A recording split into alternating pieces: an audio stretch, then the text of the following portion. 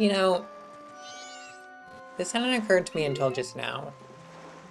But these guys are always talking about a sacred sword, but like the sword that you have is just like the Kokiri sword, right?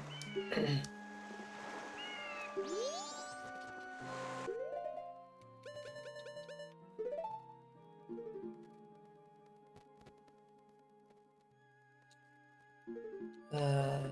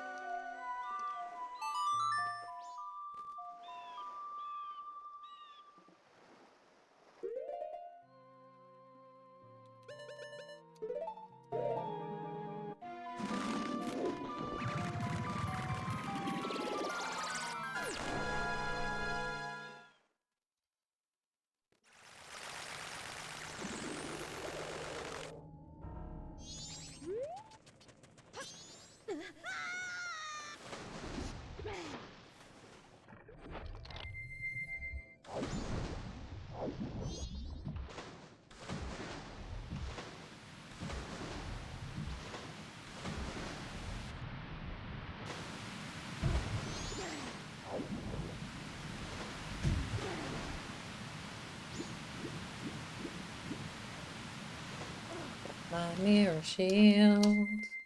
Creepy ass mirror shield.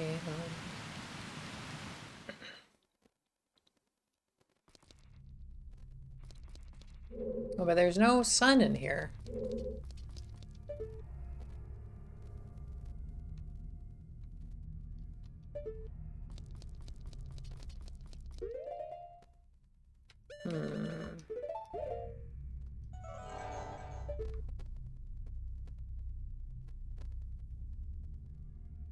How am I supposed to get the sun?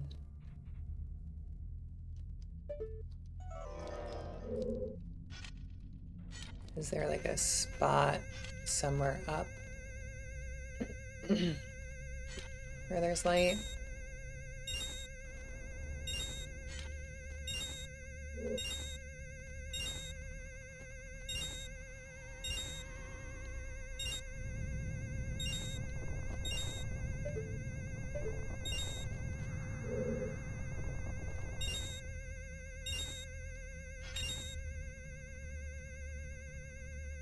Hello. Hi, S'more. How's it going? It's going all right. I am going to be employed for the first time in over a year.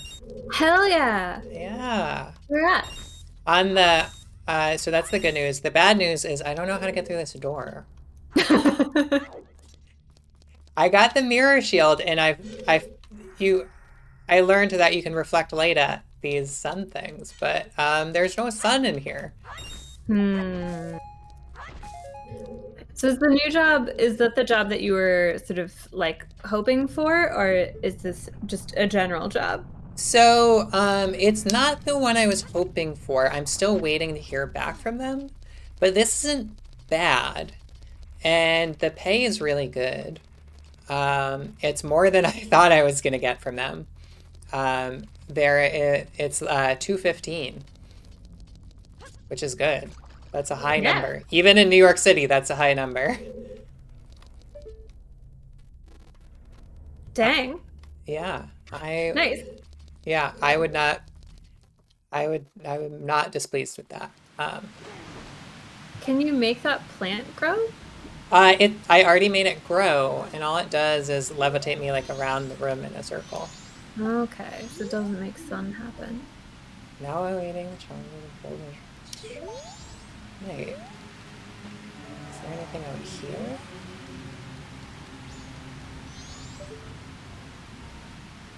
There's like a weird shadow. I don't know if that's just like a ledge. Or is there a hole? There's a hole over there. I didn't notice that hole.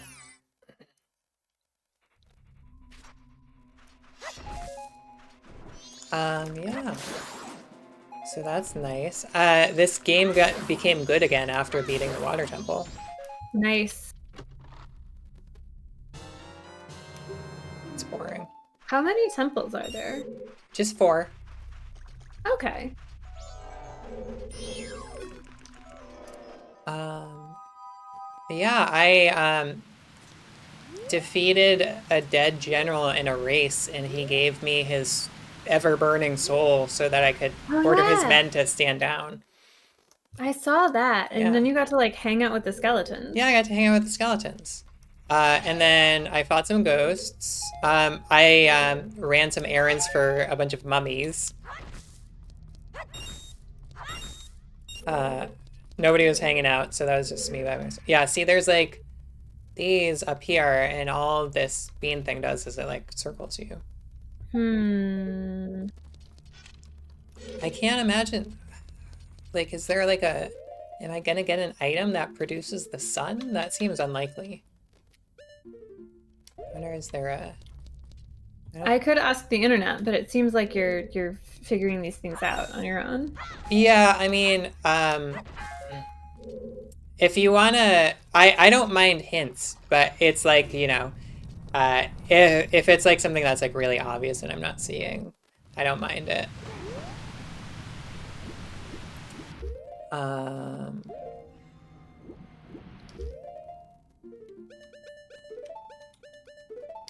but I'll just kind of soldier forward and come back here later.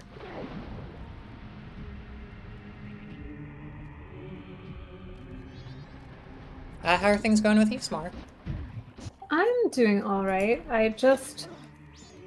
So I'm going to Canada with my family for Christmas with my parents. Ooh, fun, fun, fun. I live in North Carolina. One of my sisters also lives in North Carolina, but she lives about 2 hours away. Our parents live in Arkansas, and then Mhm. we're going to our other sister in Ontario. Okay. And I, for a while, I'm driving up with my parents, or What I'm the like fuck are riding with these? them. Huh? How did I not see these things before? That's a Negeron. Um, my parents are they have they're driving. I knew they were driving to North Carolina to see my other sister because she can't go to Canada. Mhm. She doesn't have enough time off. Oh, that's sad. Um, I am going to ride up with them and then fly back. But for a while now, I have been like, tell me what your plan is. What day are you leaving? What day do you want to leave from here? What are you doing? And then today I was in Target and my dad called and was like, hey, we're in Charlotte. Oh my gosh, Okay. that's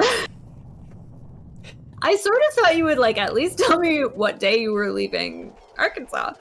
But so they did say like, so when do you want to head out? And I was like, if I have my preference, Monday morning, that would be great.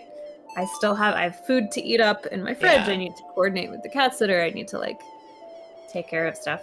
But Oh, you have a cat? retirement has given them too much freedom. Yeah.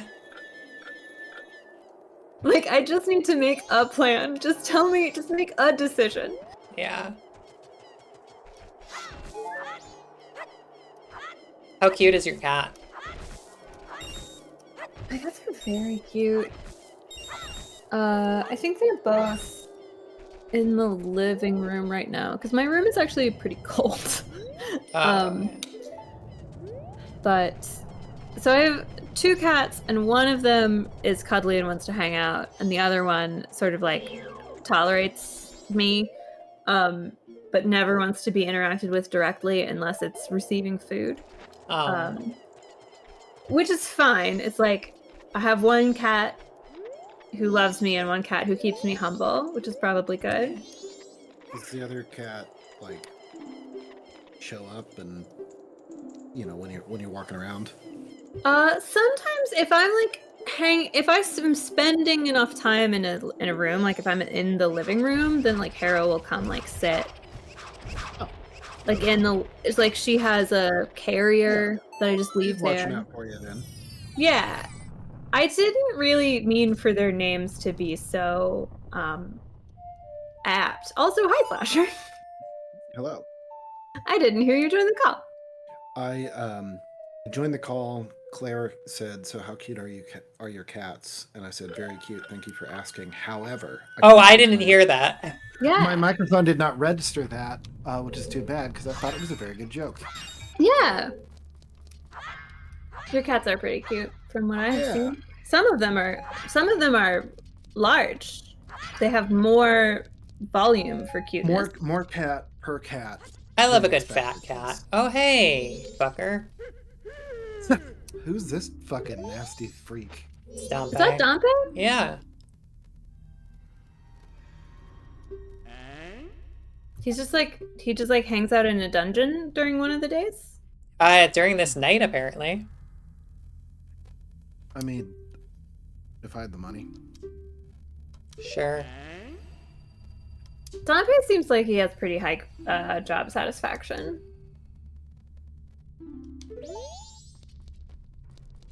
I should probably deposit this money in case the treasure is more money.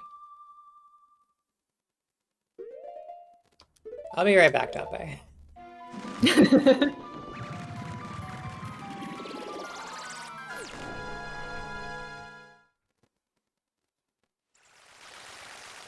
You hang out in that grave, and I also got.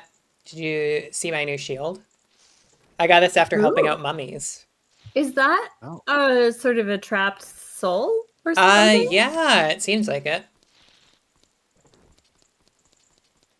I had forgotten about this, but the mirror shield, they brought it back from Ocarina of Time, but they changed it, so instead of just being like a shiny shield, it's terrifying.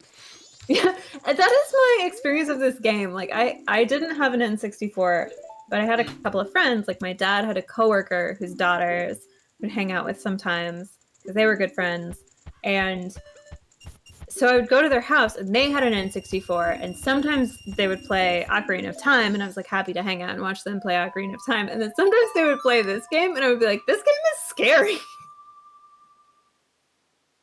There's a lot of like screaming and people in misery in this game.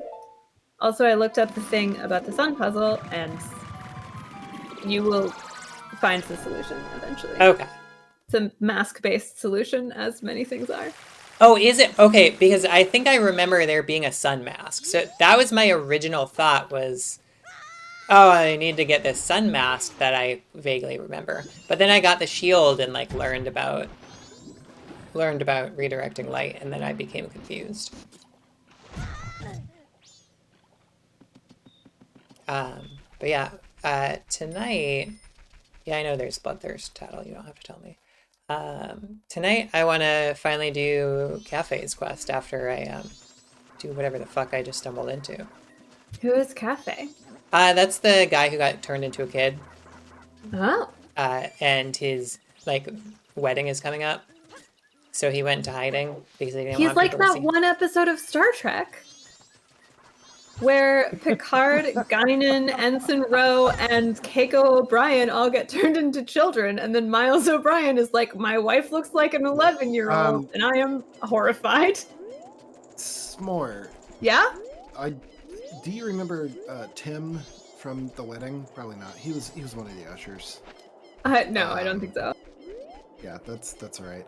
Well, Tim is one of my good friends, and his Wait, how do I get back down there? one of his teachers wrote that episode.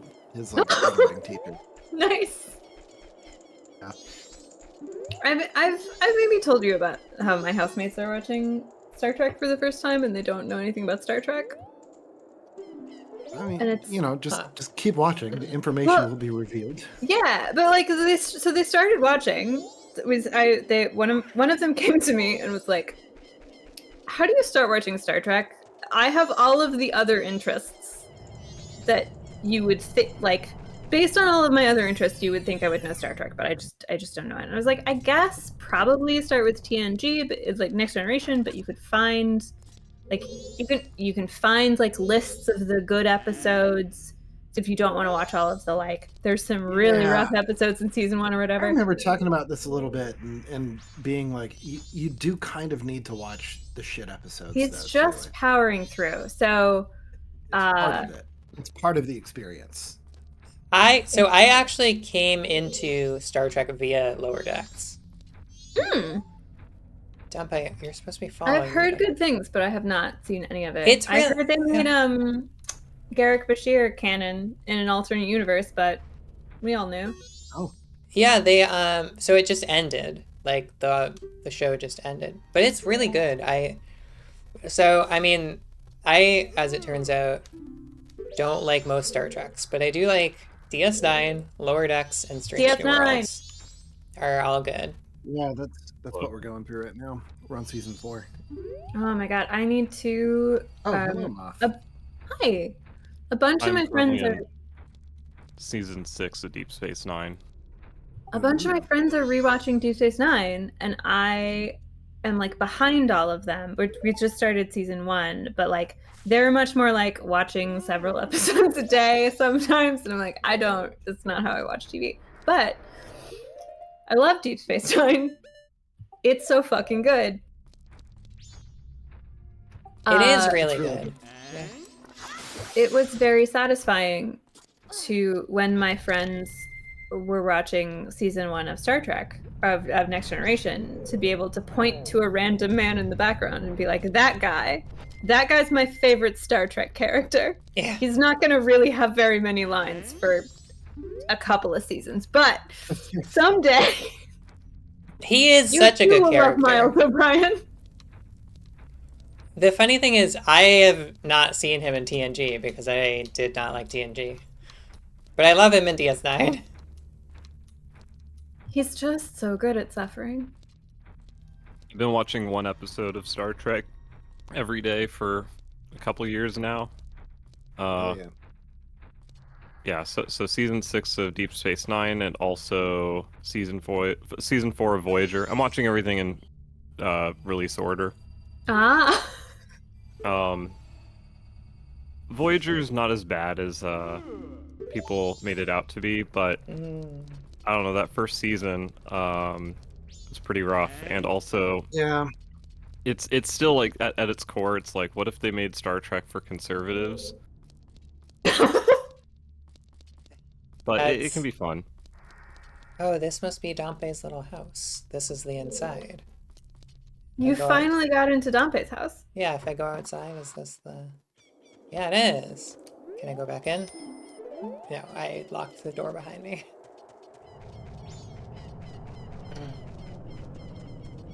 I love the idea of like, you know how sometimes there will be like Bible reading plans where you read all of the Gospels, but you like read the same stories on the same day or whatever. They're sort of like laid out where the readings line up.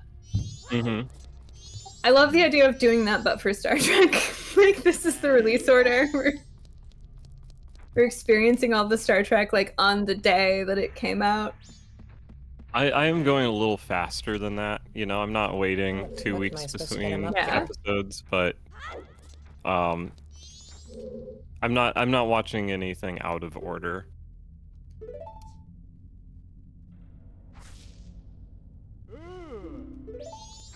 Okay, Dompe, can you climb?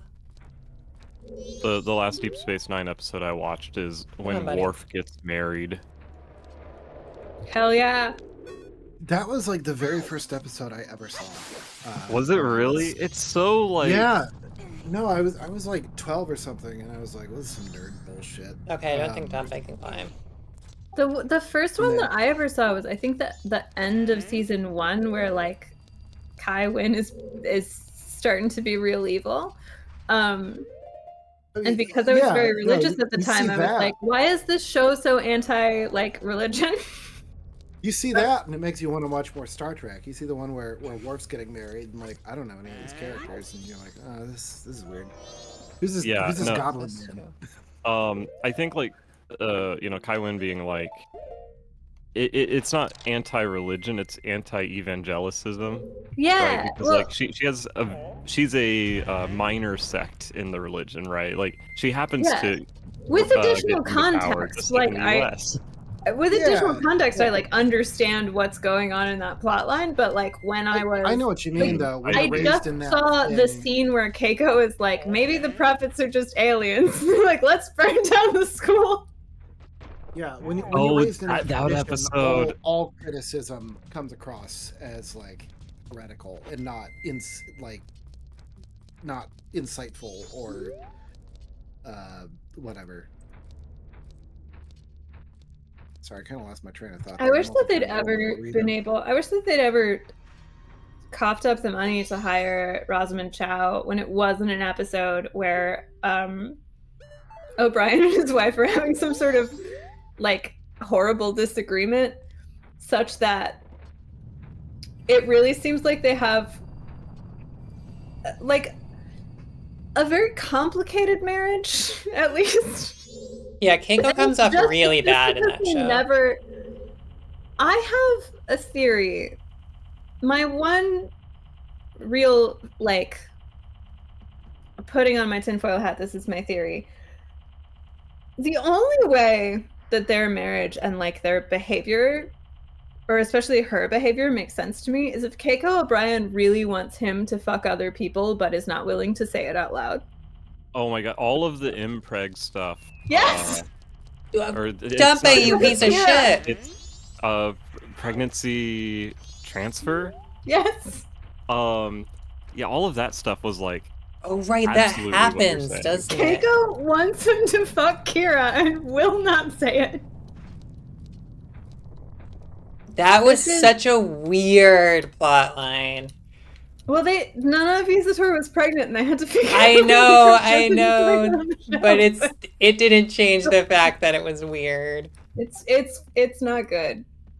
So, yeah, this is the unrealistic thing to me about Deep Space Nine is that people can't just have reasonable conversations about polyamory. We already had a Keiko is pregnant episode, so like we've explored that. We're done.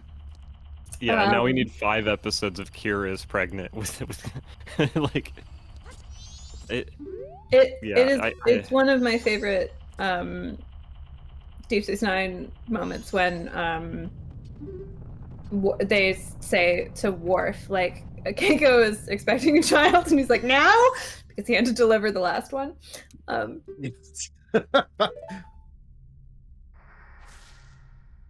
You may now give birth. It is a really great line from that. Yeah. But yeah, it's very funny Michael to me. Dorn has some comic chops that we don't get to see. Yeah. Nearly often enough. But it's very funny to me seeing Star Trek was just like the background noise of my childhood. So when my housemates were like, what is the Prime Directive? I was like, I don't even know how to explain this to you. I just understand. You're just like not supposed to fuck with aliens except if you can. It turns out they didn't write down like a written version of the Prime Directive until fairly recently. That's probably for the best. I think writing it down was a mistake.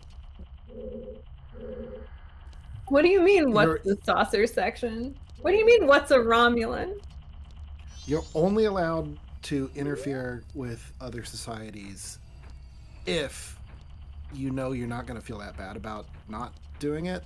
Yeah, if it's really cool. If you're going to feel really, really bad about not interfering, then you shouldn't do it. Or if you really want to.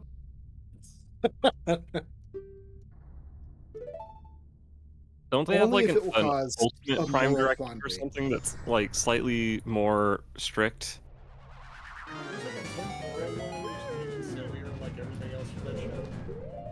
I like the idea of a temporal Prime Directive. Like, I don't know. Quit fucking around with time. Yeah, you shouldn't fuck around with timelines. I think that's Steve Shives finally put out another sketch video about being a historian who works for Starfleet in Memory Omega, the secret facility where they monitor all the timelines. Oh my god. I'm gonna link it. I really liked it. God, the episode where Cisco gets like questioned by the timeline police, and it's all like done by like all the narratives are done by the different characters' perspectives on the turn of events in the alternate timeline. Like, it's neat. The most recent Voyager episodes I finished watching was Hell Part 1 and 2, I think it's what they were called, the Week of Hell. It's like Voyager just goes to its bare bones. That's what I call it when I watch Voyager for a week. Also. Oh my god, Voyager Haven. It's pretty rough. Not gonna lie. Watching it someday. But I don't think it's as watched bad it, as people made it out to be. Like, every week. It's I probably not remember as really bad as liking- people made it out to be, but the problem is it's kind of like following on the heels of. I two like the Voyager extremely good shows. characters. Oh wait, for some reason I thought you were talking Deep Space Nine. Yeah, Voyager was awful. Never mind, continue on. I like the characters except for The nation's treasure, the kingdom's royal treasure, is a glass bottle. The most But valuable making item in the glass game. is very complicated. If you've seen The Gods Must Be Crazy, this makes sense. The 1980s apartheid South Africa comedy that only I like. I'm sure. I know I saw that in high school. Like someone showed us The Gods Must Be Crazy. There's a lot of racist stuff in that movie. That's all I remember. There is, but like, how do I put this? Some of that was inserted to like get past the censors, so that they could get an otherwise. What? Are you serious? I'm not excusing this, but listen, it was so they could get an otherwise, for the time, fairly sympathetic portrayal of like indigenous South African peoples past the censors. Oh, because it was produced That's in South wild. Africa, so Like, yeah. I'm not going to pretend it's not racist. I'm not excusing it. I do just think it's interesting that they were like, if we want to make this movie, we've got to like put some racism in it. Like, I never heard that can't before. not. That is, I mean, it makes sense for a South African film to, but have a legal obligation to be racist. Not legal, but like Extra an legal. industrial. Yeah, a soft power push to make sure it's got the appropriate memories. Like, and I am not comparing these one to one. This is not the same, but it reminds me of the version of Antigone written by Jean Ennui to be produced in like Vichy, France. Like, we've got to make sure that there's some shit the Nazis love in this. And also, it's sympathetic towards the resistance. Like, it's really neat that artists are willing to walk that tightrope from time to time. Yeah, I guess it's like, I guess it's somewhat analogous to like the only movies you can make in 1920s America that involved anything black would be bad on some level. But you still got to make them to some extent, so yeah. Interesting. Yeah, I remember I watched this when I was like 12 or something. Yeah, I've thought about suggesting it for Kronk Flicks from time to time. No, but I don't think it's a good idea. There's some good jokes in it. Yeah, I'll say that. Don't want to pollute Fine Rain Touch Discord with our too hot for TV. There is in the problematic second one. Yeah, no, it's definitely that.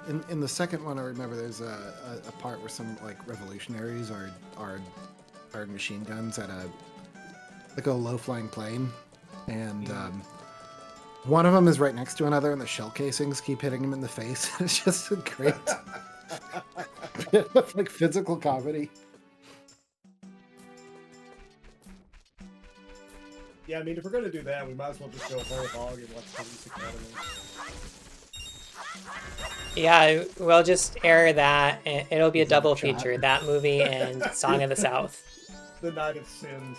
God, I have seen Song of the South probably 30 or more times due to it just being on 24/7 repeat at a pizza place I work. That's rough. Yeah. Yeah, the one they won't even like. Can you even buy it anymore? No, it's in the vault forever. No. Yeah.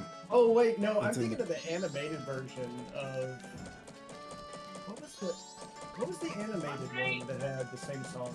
Song of the I South mean, is Song of the South animated. mixed, yeah, it's mixed animation and like the Oh, Uncle okay. Remus character is live action. I've seen part of it. I never saw all of it, and now it's memory hold. But like, I don't know. I read an article a long time ago. My I'd have wife to look wishes everyone to find it. know that she's on break. She came in shouting, "She's on break."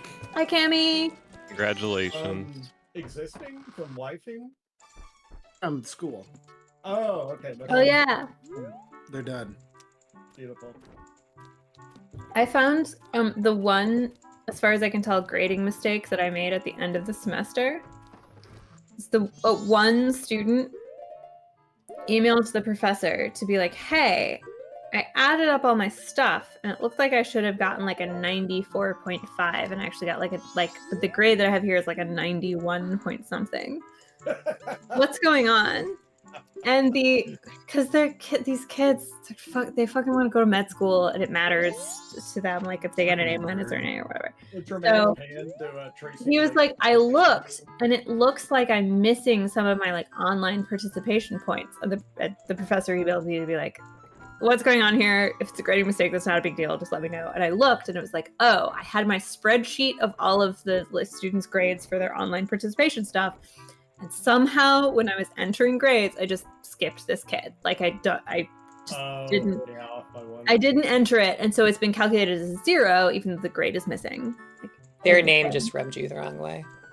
and so I was just like, the thing that I consistently notice is that like the students who are getting C's all the time or D's, like they are not coming, they're not paying attention. They're not coming to office hours, they're not paying attention. A lot of them are athletes. When I was grading finals, I finally looked up all of the students who I was like, how did you get into college? And all of them were athletes. Well, you can't come when you're an athlete. It deprives you of your vitality. Yes. So Vital essence. but the students who will come to office hours, want to review their tests, like are checking to make sure all of their scores are in or whatever. Those are all the pre-med kids, and they're all doing fine. Like they're all good. So sorry to that kid. Fine. We got it. Fine's not enough. You gotta be doing best. Yeah. It's also, I remember from high school, it was really weird that like, how do I put this? Athletics seemed to attract like both poles. It was the highest performing students and also the lowest performing students, and kind of nothing in between. Well, like the people who are like, really, really driven and have a lot to, accomplish, like are going to be attracted to that sort of like competitiveness. I also have found, at least here, at a school with big sports things, it really depends on the sport, because like the sports that are most prestigious are also the ones where I have been like, I don't know how to help you, man, because you can't write at a high school level, like let alone at a college level. I had a student who, in the final project that they had to turn in, I gave him his grade, and then he emailed the professor to be like, I need 2 more points to get a C. And the professor looked at the final and was like, the TA actually graded you very generously. Like, I would have given you a worse grade than this. I'm not increasing your grade so you can get a C for your like athletic eligibility. But the thing that I always think is like these poor kids who like they can't write, they're not able to keep up with the work. It's not their fault that they're here. Like, other people have done this to them. Whereas like if you're on a wrestling team or whatever, like you don't have your scholarship isn't from that, like, because of the way that Title IX works, like especially men's sports, like they only give scholarships, I think, to the basketball students because there's enough of them. There's like maybe some football scholarships, but I think it's almost all basketball scholarships, because then they have to give an equal number of scholarships to like women's athletics, and that covers like women's basketball and a couple other things.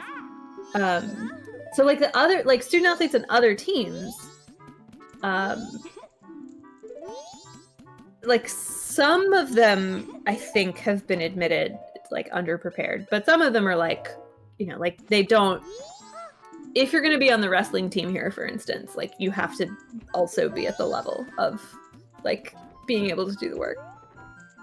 I don't understand why, like, so I don't know. College sports is really big in Oregon, like college football in particular, and like the people who are good at college football are not the same people who are going to college for a career that is not football. You know what I mean? And especially since like college has now been effectively replaced the idea of like, higher education for any purpose other than career. Like, I don't understand why there's still that tie between college sports and college education. They just seem like completely distinct things. Oh yeah, at some point they'll probably break, but people really, really like that. I gather it's just like the money machine of alma mater donations and pride and all that, more or less. Because like the amount of money and like alma maters who love sports donations is apparently like fucking unbelievable. Not like a lot of money, like Maybe it was a mistake to link athletic performance and profit motive. Oh yeah. I would simply eliminate capitalism and meritocracy if it's like basketball. I'm trying as hard as I fucking can over here, Ron. Like basketball brings in so much money to the school in a way that I like cannot fathom. Yeah, it's got to yeah. Like I didn't know. Because I don't fucking know about sports. I know about professional wrestling and that's it. So like I did not know. Oh, we gotta get a Duke professional wrestling team. I did not know anything about sports. And then I started learning like, oh, this is a basketball school. Oh, this is a basketball school. Okay.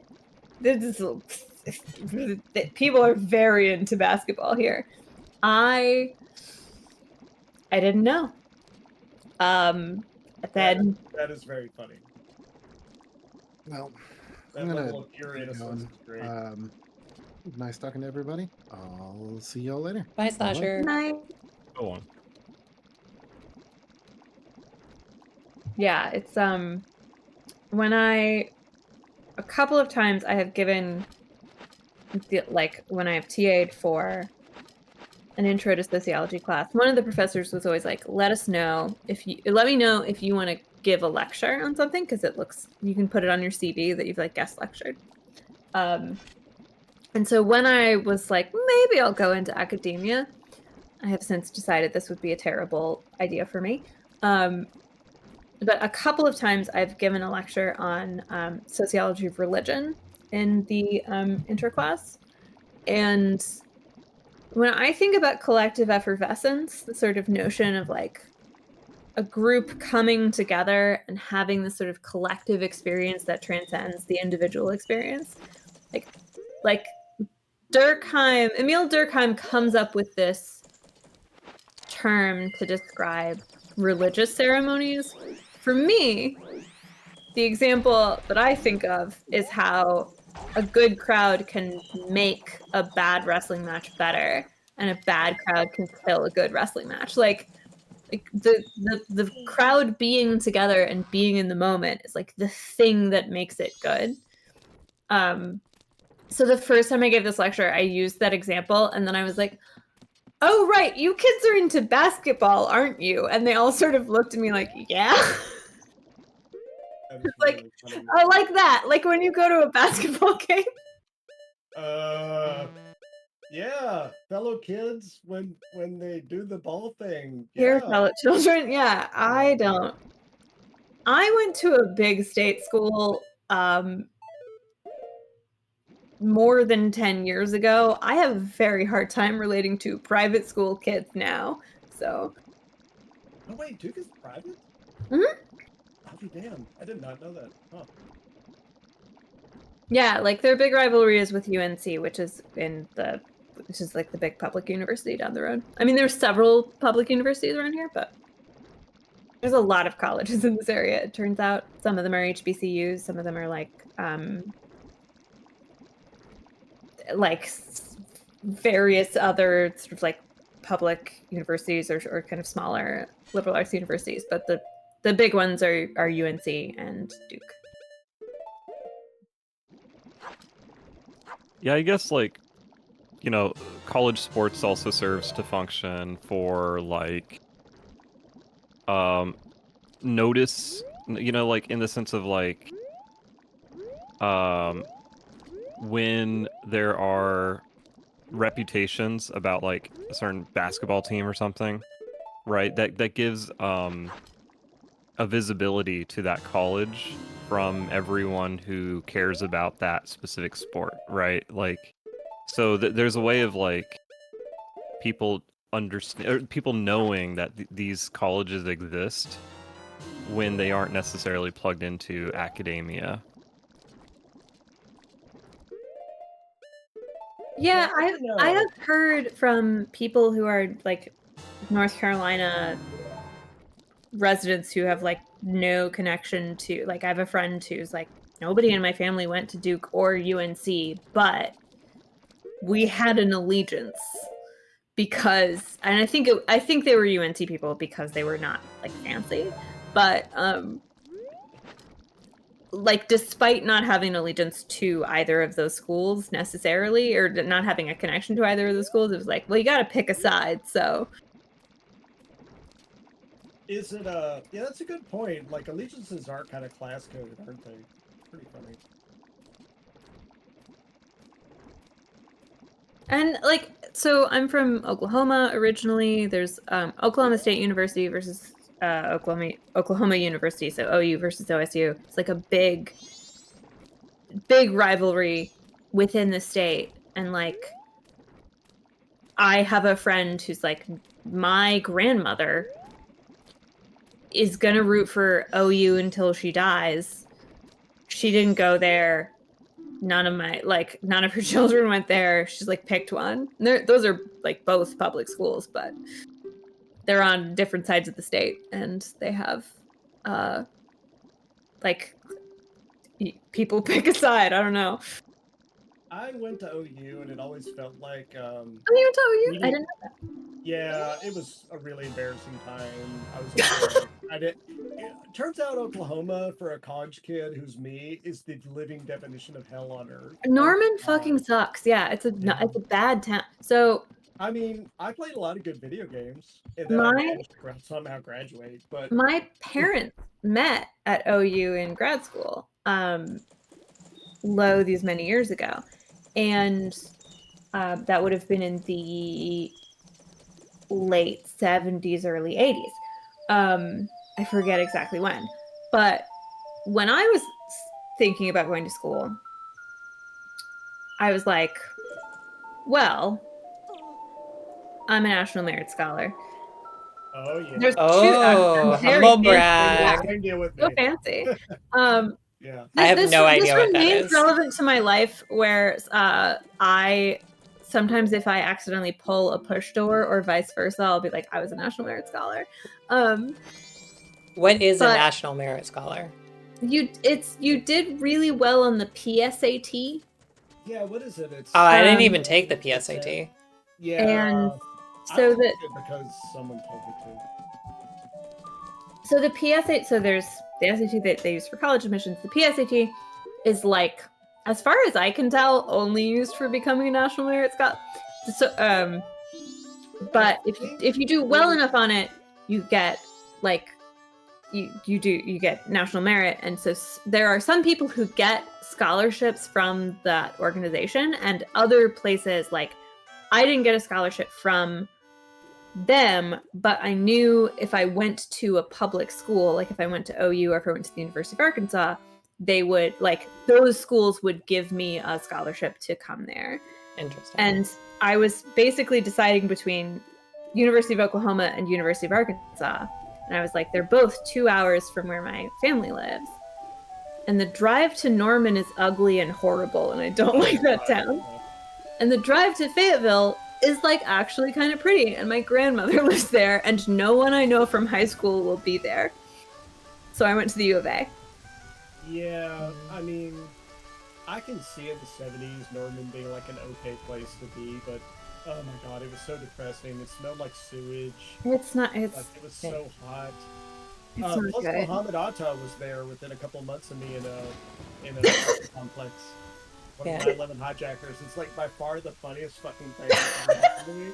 Nobody Oh my God, told did me y'all this see that scholarship video? text more. What? Nobody told me there's this a video going around scholarship today text.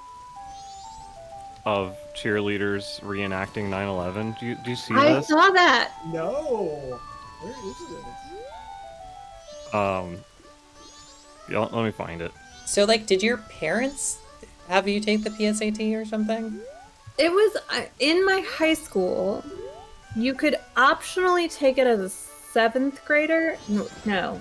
You could optionally take it as an 8th grader, maybe? When did it? Yeah. It's Like and then second you could take it the year before, and that was like you could opt into that. And then I think everybody took it the next year. That's like the year that determines the scholarship thing. I Yeah. don't remember how this works. I had never even heard of that.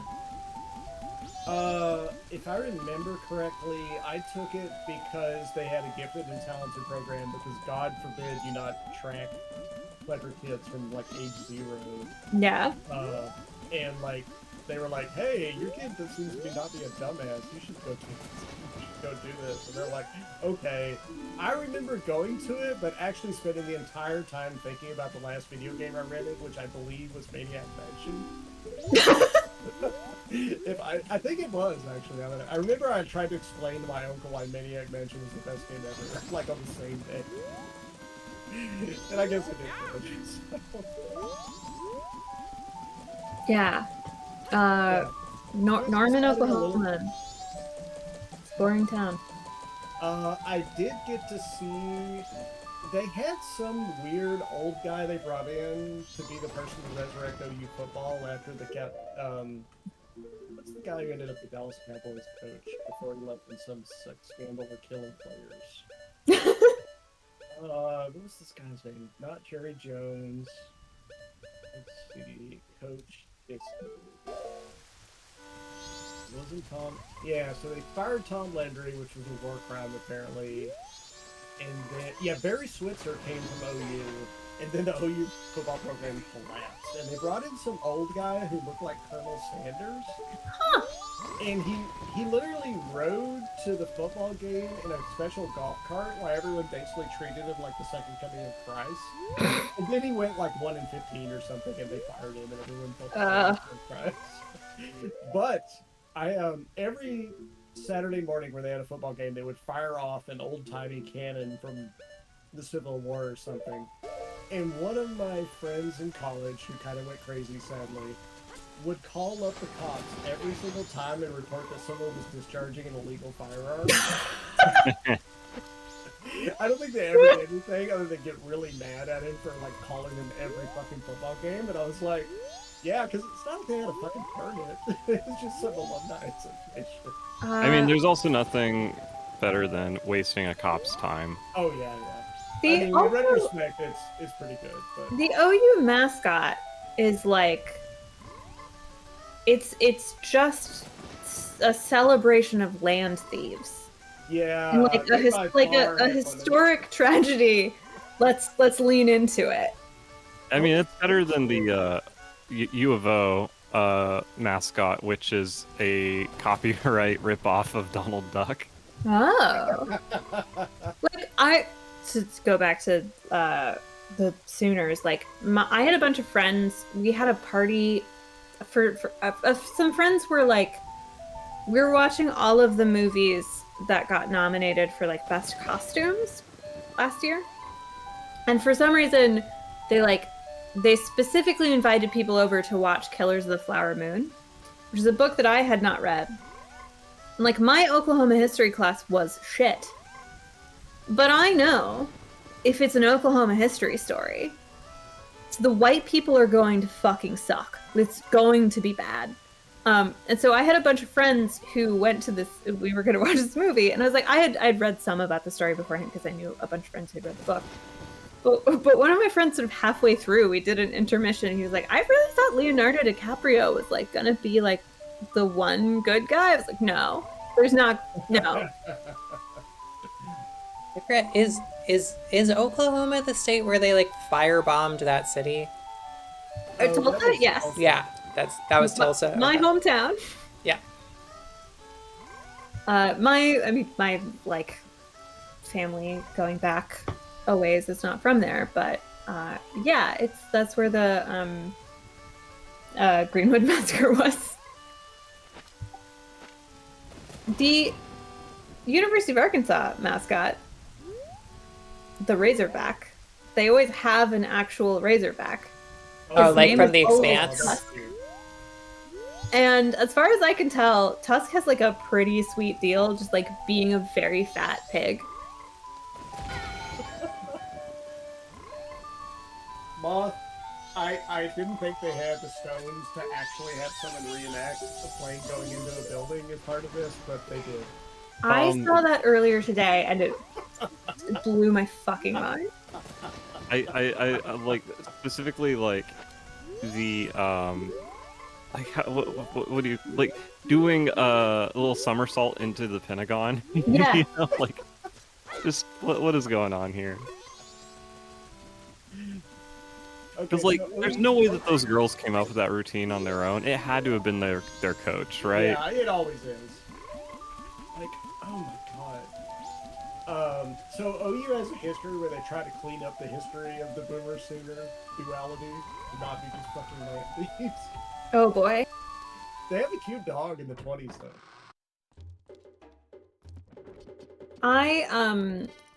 The only U of A sporting event I ever attended was half of a tennis match. So, but my dorm, my freshman sophomore year, was very close to the football stadium, so we'd always hear them. I do know how to call the hogs. I have done so, just not at sporting event. Just not professionally. Just not, yeah. I've recreationally called the hogs because it's hilarious. That makes it sound like some sort of ritual incantation, like for Satan finally, like. It sort of is, though. Like, so the reason that the U of A mascot is Razorback is apparently, the story goes, there were some pig farmers, there were some like local hog farmers who started like they were at a University of Arkansas football game. I believe the team was at that point called the Cardinals, and they just started calling them like you would call hogs. And so they changed the mascot, the Razorbacks, like this sort of caught on, and there is a cheer. This is called calling the hogs, and it's like you yell woo, you go and a pig suey, like that is sort of the way you would call a hog. And it's very silly, and they made for a really long time, and I think probably still, plastic hog hats that were apparently very useful for smuggling flasks into games. So I love that sort of dual use, like, we gotta pretend that you're not here to just be like an absolute degenerate for 3 hours, but the whole thing. Anyway, where I was getting at, OU playing OSU also, it felt like, you know, you're roughhousing with your little brother, but what if you beat the living fuck out of him and sent him to the hospital? That's kind of my vibe with the OU versus OSU game. It was like the most like imbalanced, embarrassing, unfair game ever, but occasionally they'd win and it was really humiliating. I don't know what the record is. Oh, I'm sure it's crazy.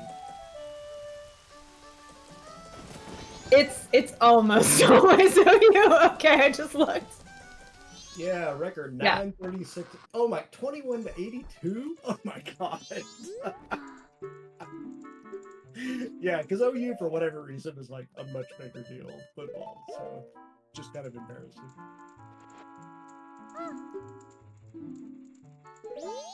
But yeah, I sort of think like my experience of TAing for classes that college athletes are in has sort of convinced me that college athletics are evil and must be destroyed, at least in their current form.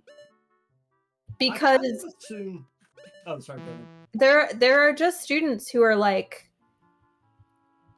I consistently get their work, and I look at it and I'm like, you can't write at a high school level, let alone a college level. Like, you want help with your homework. Like, I've had a couple students who've been like, can you look over this and like give me some pointers? And I've been like, I guess my advice is try reading this out loud and see if it makes sense, because you can't, like, you are not writing complete sentences. Yeah. It is really surprising to me the amount of people who are just like astonishingly bad at writing. I mean, I feel like it's not like an inborn trained skill, you know? Like, it's something you really fucking have to practice at. Oh, yeah. But, like, Well, yeah, just the American educational system just has such huge variance in outcomes. Historically, like, this is a thing. When I became an atheist and got really into biblical criticism, Yeah, was there like a special ceremony? yeah, no. But like, one of the things that I learned when people talk about like, would the apostles have had the level of education necessary to write a gospel? Like, the none of the gospels have an attribution, like the names that we have in the gospel are traditional. You're right, they wouldn't. But none of them say in the text like this. I Matthew wrote this or whatever. It doesn't say like dictated by. Yeah. So the epistles have that, but not the gospels. Yes. So the epistles have that. Some of them are lying in the epistles. There is broad consensus, at least, that 7 of the, I think, 13 epistles are definitely written by Paul. And then there's some ones that almost no one thinks are written by Paul. I really like how the book of Revelation was written by some guy named John, and then like 1,000 years later, everyone assumed it was the same guy. Yes. Yeah. But that was a difficult time. One of the things that I didn't realize until like I started sort of learning about this is like, one, they almost certainly wouldn't have written in Greek. What with being uneducated people who lived in Judea. Also, even if you were literate, like, you couldn't necessarily write. Like, reading and writing were sort of taught as separate skills. Really? Because they are different. Oh. Like, they are sort of different processes in your mind. I guess. Yeah, I remember that coming up in when I was reading The Cheese and the Worm, which is in Italy, mind you, but like the guy, the medieval drill, I think is someone on the Waypoint Discord called him. Just a guy who had these like crazy ideas about what like the nature of reality and God and all that stuff is, but like it's not that these were crazy ideas, it's just that they happen to be recorded, and so it's like this one small insight into peasant life in this era where no one was writing that stuff down because they weren't unbelievable to the point of heresy. You know what I mean? Like the only people who were able to write were the church, right? But the thing is, this guy read like hundreds of books. He didn't know how to write his own name. Oh, interesting. I never thought about that. Yeah, like we think of these skills as being like mirrors of one another, but they aren't necessarily. And so like the ability to read Greek and the ability to compose a text in Greek are different things and were taught separately. And so especially like the kind of poetic language that you see in the Bible, right? Like there's a narrative voice too. It's not just like this is how people talked. Yes. Because Yeah, they 'cause wouldn't that have been seems speaking like- Greek, they would have been speaking Aramaic. Yeah, because like pigeon seems like okay, surely you could write something down, but yeah, actually doing formal poker, I can totally see that. Like taking someone off the street who writes insurance reports and trying to get them to like write a literary novel or something. Anyway, I just think we should do a better job of teaching people how to write. We really should. It's very distressing. It's a big problem in my job because nobody I work with knows how to write. And it's actually a very important skill. Only there was a way to equalize education funding. I guess we'll never know. Yeah, I sort of didn't realize until after college when I started like just working with people how many people really can't write. Yeah, what is it? The median reader buys like one book every year or something. That's one of my friends who's an editor was I was hanging out with him over Thanksgiving, and he was like, the way that books become successful, like you can have a book that is moderately successful, and that's everyone, like a lot of people who read this genre. He's a science fiction fantasy publisher. Like a lot of people who read this genre buy this book. The way you get like a really successful book is that you get a lot of people who don't ordinarily read, science fiction fantasy also buy this book. The way that you have a smash book, like a thing that is a hit, is people who don't ordinarily read are buying this book. So like Stephen King was a person who there would be people who would maybe read like a book a year, and they'd pick up the Stephen King book that came out. Wait, can I be impolite and guess this person's name because there's an even money chance I like indirectly know them? It's his name is Carl. Oh, Carl. Everybody knows Carl. He works for Tor. I'll ask my wife. He's we are friends from high school. We didn't go to the same high school, but he's from Tulsa, so we have been friends from way back. Carl Engel Laird. So the reason my cats are named Gideon and Harrowhark is because he edited those books. Very nice. Your cat was the editor? No, but before Gideon came out, he was like, can I send you this book to read? I need to talk to someone about it. So I actually have my like nerd brag. I've gotten to read all of those books before they came out. But the thing is, I've mostly read them so fast that I then see people talking about them online and like analyzing the lore, and I'm like, I don't remember that because I read that in like 2 days over Thanksgiving. But what books are these? The Lost Tomb books. So Gideon the Ninth, Hera the Ninth. The third one is Nona the Ninth. Okay. They are the tagline that people sometimes use, which is not totally accurate, but which is somewhat representative, is lesbian necromancers in space. Oh, sorry, hold on. Let me just put a bookmark on this real quick. Gideon the Ninth? Yes. Oh, have you not seen the once every 3 weeks recurring discussion? Yeah, how often does Nun Pizza Left Beef come up? Like every time those books get mentioned. Oh yeah. There's a reason for it. But also yes. Okay, I have that bookmark now.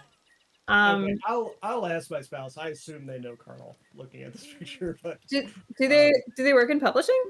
They're like C tier SF. They're a slusher for, it's not Tor, it's I would have to ask to remember the name. They're like, maybe someday they'll hit it big. They're like, working in the salt mines right now. Yeah, God, working in publishing is like getting a real job in publishing seems like a nightmare.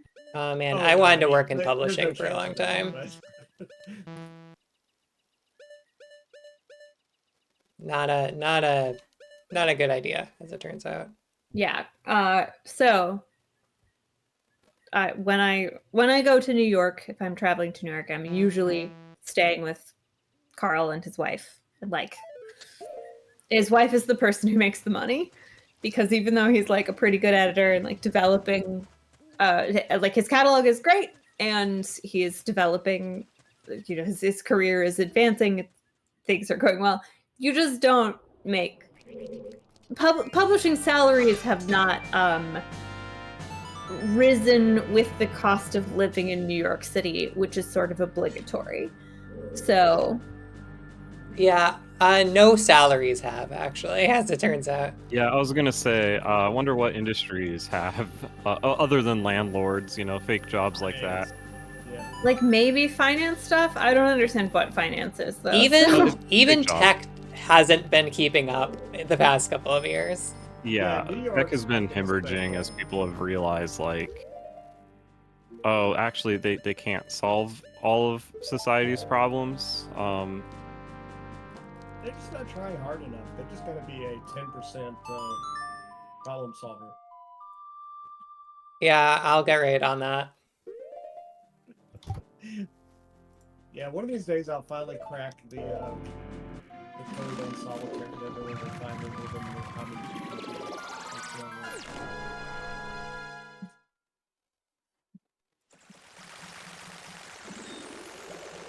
So, S'more, you said earlier you weren't going into academia. Yeah. You're going into sociology industry. So my if I manage to pull off writing a dissertation by the time I'm supposed to do it, which if I'm graduating this summer is July. So I have just not written any of my dissertation. And I need to do that if I'm going to graduate, because I'm going to run out of funding. And I could theoretically finish it after graduation, but or after I leave, but you have to pay a continuation fee, and that's some thousands of dollars, and that would suck. Okay, I have some advice for you based on a friend of mine who nearly got kicked out of the economics program at UW. Just shit out some crap to get the paper. Like, yeah. So just evolve beyond caring. My program is heavily quantitative, so it's like very statistics oriented, which means you can typically like do your research faster. Like at Duke, the people usually graduate in 5 or 6 years, whereas like there are a lot of sociology programs where people graduate in like the 8 to 10 year range, because they're like, oh my god, doing 10 years? Yeah. They're doing like field work, they're doing like long term like qualitative studies that require a lot of time to gather data. Like all of the data that I'm using for my dissertation is secondary data that has like already been so yeah, I guess if you're already like half professor doing field work, that makes a little more sense, because I was like, oh my god, that's a lot of years. But because our program is so sort of quantitative focused, like we do a lot of things in R. Like I am using RStudio for most of my stuff. If I was actually good at doing any sort of coding or programming, I would probably learn a few other kind of languages to supplement that, because like Python would be very useful. You know, if you ever want any help with that, I'd be happy to help you out. Thank you. I appreciate that. Yeah, same. It's not really my job, but mostly what I need to figure out is like, what is the statistical method for the thing that I'm doing for all 3 of these projects, and then I just need to write some stuff down. Yeah, I've done so a lot of people that I know who have left our program, but who have like graduated but not wanted to go into academia, have been able to find jobs somewhere doing some kind of data analysis, like basically data science stuff. Oh yeah, I guess if you're really stat heavy, like there are a lot of really lucrative boring ass data science. Just real quick before I move on, I did want to draw your attention to what's happening. That's yeah. What? Wow. That's certainly some guys. Yeah, some dancing corpses. I love a dancing corpse. Oh yeah, sorry, keep going. So like one of my friends graduated from this program and she took a job at Amazon, and I would not necessarily want to work at Amazon, but then also she told me the number and I was like, oh, I get it. Yeah, Amazon is like, you basically work 3 years and leave, but you get paid for 5 or 6 years, and then you want to die. So it's a real trade-off. Like, I wouldn't do it now. If I was like in my 30s, maybe I'd think of it. I don't know. It's pretty good. It apparently is like emotionally hell in addition to just hours. Her experience has been like, I'm doing stuff that is like what I did in grad school, but easier, and I have to write less. I do have to explain it to people who don't understand it, but like, I think she's always been remote. Like, her experience has been fairly positive, but some teams aren't too bad. Like, I know someone has a job at IMDb that says it's like the best job that ever exists because they just don't fuck with him. But yeah, in general, it's a sweatshop. So I am looking. The thing that I want basically is. Sorry, the thing that I want basically is like a job that I can leave at work. Because this is the reason that academia has driven me insane. The last time I met with my advisor, I avoided my advisor for like 4 or 5 months, which is not necessarily a mature way of handling things. And then the director of graduate studies in my program emailed me and he was like, hey, we need to talk. And he said, how are you doing? And I said, bad. And he was like, what's been going on? And I was like, every time I open my computer to work on my dissertation, I feel terrible and want to crawl into a hole and die. And he was like, everybody has that. I get it. Then he asked me if I smoked weed, and I don't. He was like, well, okay, not that. That's all I got. I love that. Just like, hey, you want me to like hook you up? Or... Yeah, like if I had asked, he would have done it. Because like he smokes all the time. So then I met with my advisor, and he was like, how's it going? I was like, also bad. Sorry for avoiding you. And he was like, we're not doing the self-excoriation thing because I know how that goes. He's like, just write something. Just write something. I can give you better advice if you write something. I was like, okay. So my goal is to write something by like to have something started by the end of the year, which is very ambitious for me because I've been playing Dragon Age for a week. But my advisor is also, it turns out, a Dragon Age sicko. So we had our like sort of awkward meeting about how I don't have very much time to write a dissertation, and that was like rough. And then we talked about Dragon Age for like 25 minutes, which it was nice. It was nice to have a thing to transition to. It turns out he's like read more of the books than I have, like some of the comics. Yeah, industry, no one gives a shit about anything. Like, there's competitive academia, and then industry is, I don't know, you got a degree? Okay, fine, get in here. Here's your block. Smash your head into the block every day. That's all we care about. Yeah, and I have a master's. I got a master's along the way. So, like, if I left now, it's not like I would have nothing to show for it, but yeah, I mean, you might I am close enough that it seems worth giving it the old college try, even though no one will ever look at your whatever your dissertation is in a million years. So don't discuss it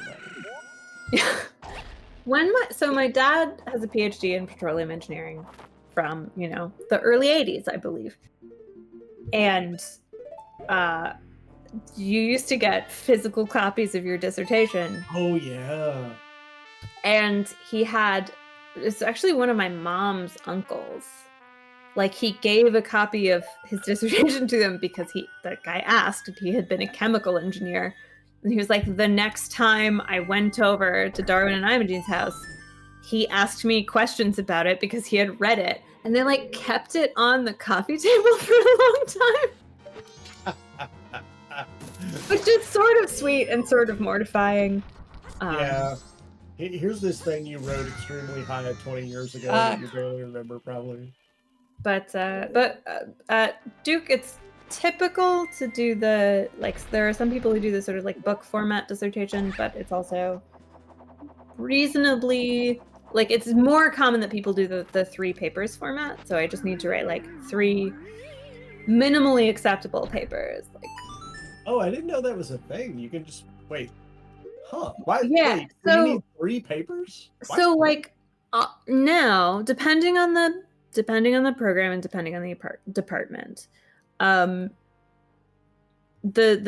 norm has somewhat shifted. The idea of encouraging people doing the like at least 3 papers format is that if you're going on the job market, you probably need 3 papers. And you probably need them to have been done, like in advance, that you can, when you're looking for a job, you can say like, I have this many papers, like I have these publications, or I have these many papers under review, etc. Like, as opposed to just cranking out a book for no real reason because that's what you need. Yeah, and like the book format makes more sense if you have like all of your projects are the same. If you're doing like one big project that you collected all the data and then you're analyzing the data multiple ways. But my dissertation that I proposed, at least, we'll see what format it takes in the end, is like using 3 different data sets to do 3 somewhat different things. So I'm writing. It's like using every part of the buffalo, but for data. Yes. The General Social Survey is a very large buffalo, and people are using all of the parts of it all of the time.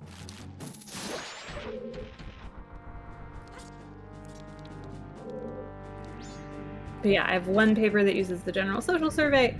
I mean, I say I have a paper. I haven't written any of these, but one that uses the General Social Survey, one that uses a study called the National Study of Youth and Religion, and one that uses a data set that is not currently publicly available because it is collected on students at Duke Seminary, which I think we're supposed to be like Southwestern Mainline Seminary or something, but like, everybody fucking knows you're at Duke. It's paid for with Duke money. Like, it's gonna be the Duke Seminary. But it's like a data set of information on seminary students and how they collected a bunch of data about their like beliefs and their friendship networks and their like their health. There's a whole bunch of stuff about their health in the survey, because people who fund research about religion are always very concerned about clergy health. Oh yeah, that is a weird thing. Like, because I imagine all the institutional health is Catholics, but all the money is Protestants.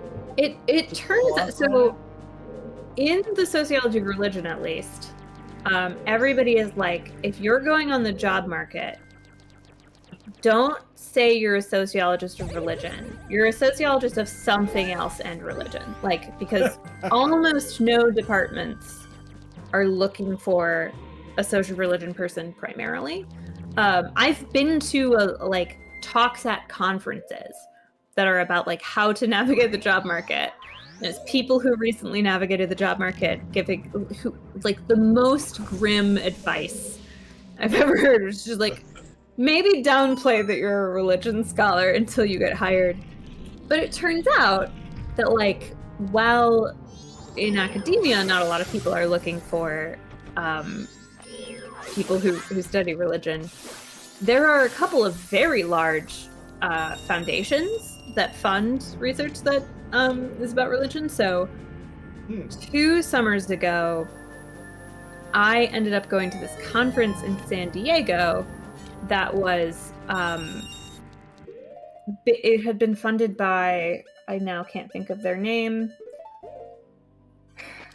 one of the very big I'm gonna kill myself. I drank a bottle of soju earlier this evening, so this is why I'm forgetting. Whole bottle? Wait, It's how big not bottle? a big one. Oh, I okay. had dinner like Okay. over the course of several hours, but also Real quick, everyone, tag yourself. ah man. I think I'm spinning. I think I'm on the right. I'm the guy on the left. No debate at all.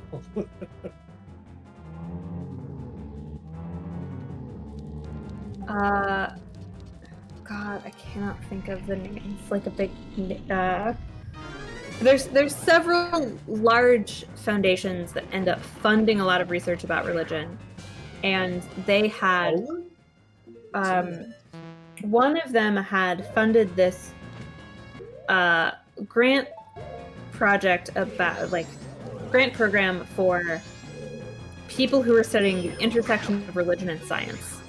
And they had started in like 2019 or 2020. They had been the grant was large enough that all of the people who got grants were supposed to come to a kind of intermediate like conferences along the way, and they weren't able to do that because of the pandemic. And so when the grant period was about to be over, it was like about to run out, they were like, hey, we're not gonna be able to spend all of this money. And the foundation people were like, find a way. Figure it out. Don't give us any of the money back. Find a way to spend all the money. So create problems for so they budgets. Opened all of the people involved sort of opened their address books and were like, is there anybody we know who would want to come to this? And so I had met one of the people who was an organizer and talked to him briefly about like a project about science and religion that I ended up not doing. But he emailed me to be like, hey, do you want to come to this thing? And I was like, do I have to present anything? And he was like, no. And we'll pay for you to stay, and we'll pay for your travel, and we'll pay for your food. Wow. And I was like, great. They didn't pay for alcohol. That was the one thing. Like a lot of foundations will not pay for that, but they'll do it at the events, but they won't like reimburse you for it. How was the food? Was it The food was okay, yeah. Really? The food that was at the event was pretty nice, but I'm not picky. I occasionally daydream about how back in the day Microsoft used to have so many little like meetings and public presentations trying to get people to buy into your new stupid idea, that there was like, you could just never pay for lunch. You would just go to some random presentation and just eat. But then Steve Ballmer ended that and it made me very mad. Yeah. Oh, it's the Lilly Endowment. The Lilly family. What the hell is that? Oh.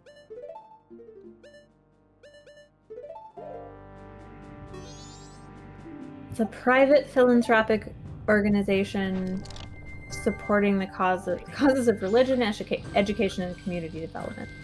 They fund a fuck ton of stuff. Yeah. Oh, okay. Founded by Josiah K. Lilly and his sons Eli and Josiah. Eli Jr. and Josiah Jr.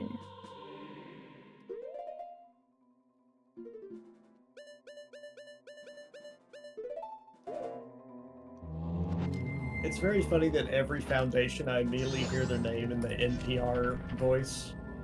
Yeah. I don't know if that's still a thing, but every fucking NPR segment for the longest time was just random foundation, paying all the bills. I delivered pool parts for a living back when I was working at, pretending to go to school at OU, and like I listened to, I don't know, 10,000 hours of NPR.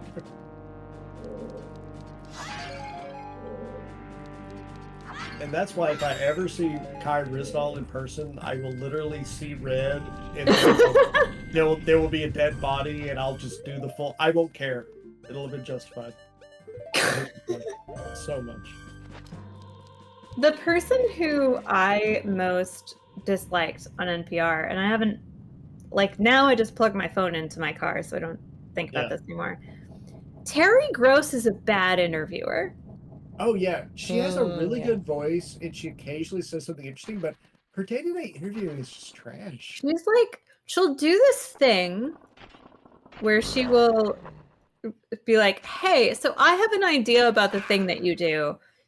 And she will like lay out her theory about your work or your like whatever, like what it must be like to do the thing that you do. And then she'll be like, Yeah. so is that right? And it's not a good interview technique. I have a theory. The only reason she's popular is she has a disturbingly sexy voice for some reason. I don't know how to prove it. Because apparently it was a regular thing for a long time. People would find out that basically she's not. I mean, she's just average old black lady, and people would be like, "Oh my god!" Because they built up this like sexy temptress, vision in their head. Yeah, I mean, she sounded the same for what 40 years that she's been on the radio, so 50 years now, maybe. Did she finally retire a couple years ago? Oh wait, Terry Gross. Who the fuck? Terry Gross is not black. Okay, never mind. I'm an idiot. I don't know what the fuck I'm thinking about. What the fuck is it? Poland Masters of Education or something. Ooh, interviewed Nancy Reagan Brutal. Adam Driver? What the fuck did she do?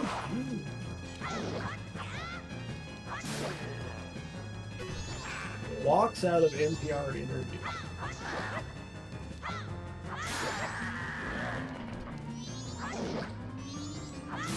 Oh, I remember this now. He basically just got mad that played a clip from Aaron Story. Shit, who am I thinking of?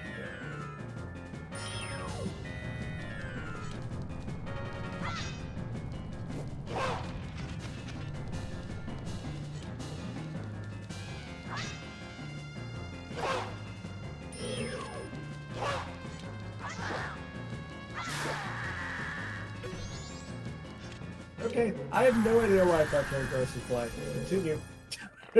I mean, I remember the day that I realized like Terry Gross is a bad interviewer was specifically she was interviewing Trent Reznor. What? Yeah, I mean, she interviews a lot of people from like a lot of different areas, and she was interviewing Trent Reznor, and so she just kind of did this thing where she's like did some speculation and then asked him like, is that right? He's like, not really. Also, like I listened to her interview Nick Cave once, and it was not good. He's like, but he's pretty easy to interview. Like he likes to talk. But then so Terry Gross like asked Trent Reznor like questions about a number of his like songs and things that he has written over the years, and he's been like, I don't really like to go back there because that was a bad time in my life. Like I could perform it because I like have enough distance now, but I don't really want to like talk about that stuff because it was really bad.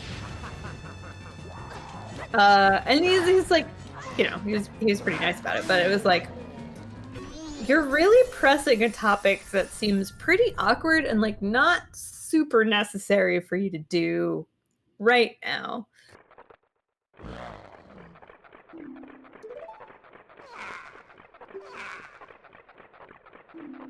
I don't know. Ever since I found out, I have a distinct memory of the first time I like saw a Reznor heater hanging off the ceiling somewhere, and I was like, yeah, this is like a Muppets bit here. And it is the same person. He's like from some rich heater family or something. Who? Trent Reznor. I mean, I'm not an expert in this background, but my impression, yes, okay, so his great-grandfather, George Reznor, founded the heating and air conditioning manufacturer. Yeah, it's Reznor. mind-blowing. My understanding of his, like, background in music and, like, the stuff that he did early in his career was that, like, whatever family money was not necessarily beneficial for getting attention, at least. Maybe for doing the thing where you, like, are able to camp out and make no money for a while. But I have a memory of having a friend in elementary school whose older brother was really into Nine Inch Nails, so I'd like seen pictures of Trent Reznor. And then later on, like seeing photos of him, you know, in the last 10 years or whatever, and I was like, oh, like he went from looking like someone's like skeezy older brother, like he looked bad. Like now Trent Reznor is a hot dad. Really? I love that for him. Like he cut his hair, he looks like he works out pretty regularly. He's looking good. He has some kids.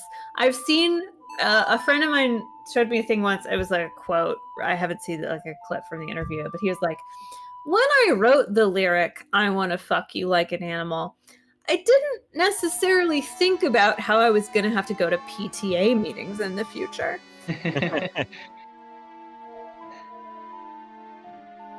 Oh, hey, it's Ben Drowned.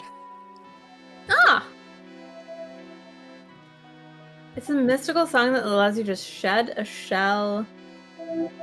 In your current image. I don't know. I would go with this song is a really good beat, and I'm not going to worry too much. I don't remember this at all in this game. There's a lot of stuff happening in Majora's Mask that I had no memory of. Did you play this when you were younger? I did. I beat it too. I just don't remember a lot of it. It's like a little decoy thing, I guess. Oh, hi, Ari. Hey. Ari, at what age would you say Trent Reznor is optimum to have sex with? At what age would I say Trent? Is this the age of Trent Reznor, or presumably age of Trent Reznor? Yeah, if you lived outside of space and time, and you had to pick a Trent Reznor age.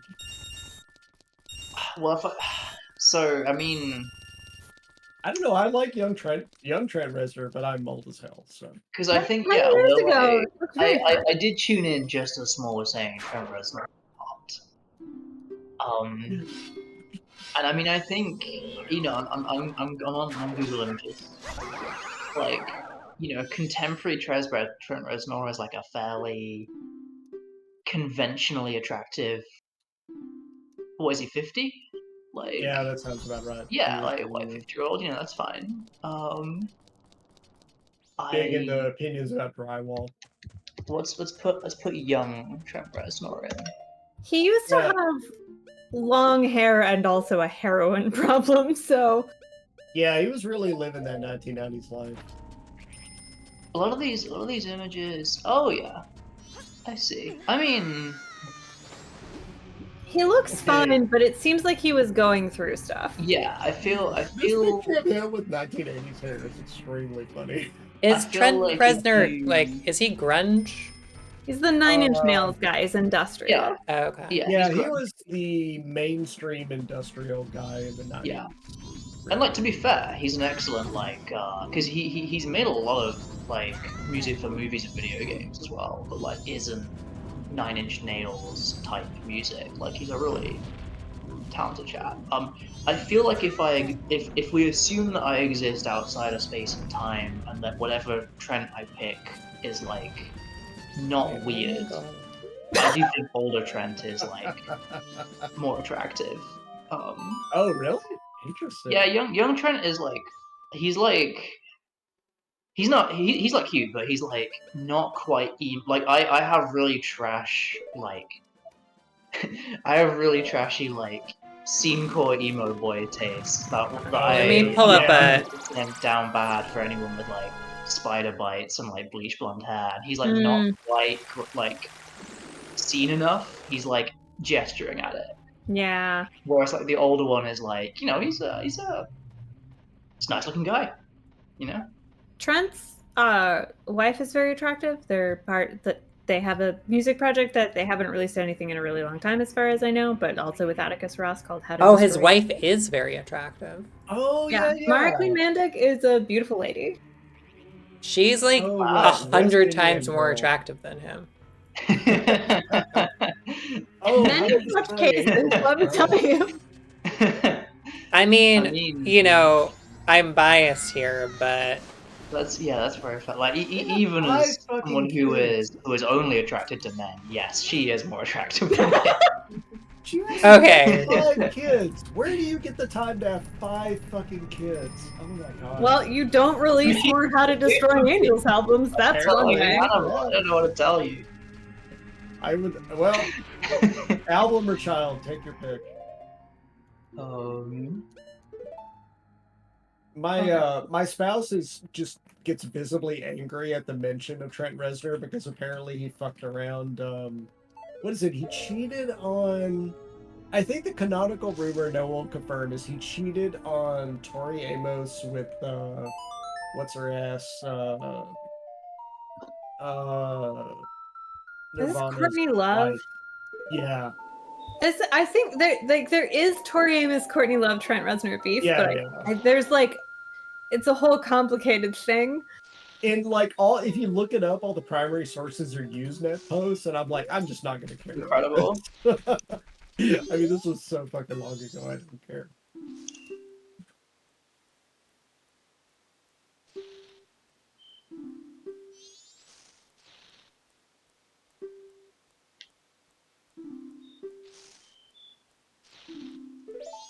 Oh yeah, because I think I asked her if she wanted to go see Trent Reznor. She's like, "Oh, that fucking guy." I was like, "What are you talking about?" She's like, I was like, "Okay, sure."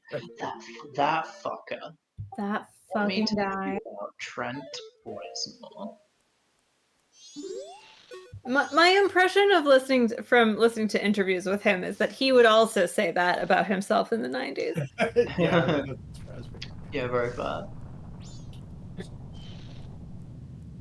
I'm Is gonna developing a heroin habit still like a thing for artists, or was it just like very trendy for a short period? My I understanding is heroin's less popular these days. yeah. It's pretty much just cocaine and Yeah, that's acid. kind of the impression I got. Or meth. Like depending on where you live. If you live in Oklahoma, it's meth instead of heroin. Oh yeah. Yeah. I think that's most of the US. Yeah. Oh, why I'm thinking Meth about it, is also big in my hometown. does anyone have a good theory for why fentanyl makes you unable to stand up straight? I looked this up recently and I was not able to find a good explanation. I have no knowledge of this. Because I noticed like there's the area I live in down kind of is like near an industrial district, and you'll drive by and there'll just be people bent over at the waist like for hours. And I was like, that's fucking weird. And I looked online and there was like some vague references to, oh, fentanyl makes you do that. And I was like, what? But apparently it's a real thing, and I cannot find any good explanation. Huh. I'm gonna go make a cup of tea real quick. Good luck. Thanks. If only there was someone who beeps a lot to give you advice on this process. So, well, I've gone to the effort of preparing an entire teapot of tea. Oh, wow. See, that's industrialism right there. Oh, I was like, I you know actually what? do have a teapot of tea, but I'm waiting for it to become cold. You're icing it, are you? Or are you just Yeah. Very nice, very nice.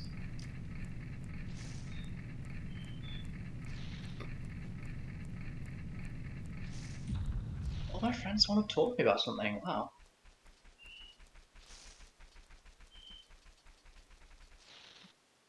What will you do today? I think everyone wanted to talk to me, but I don't know if that's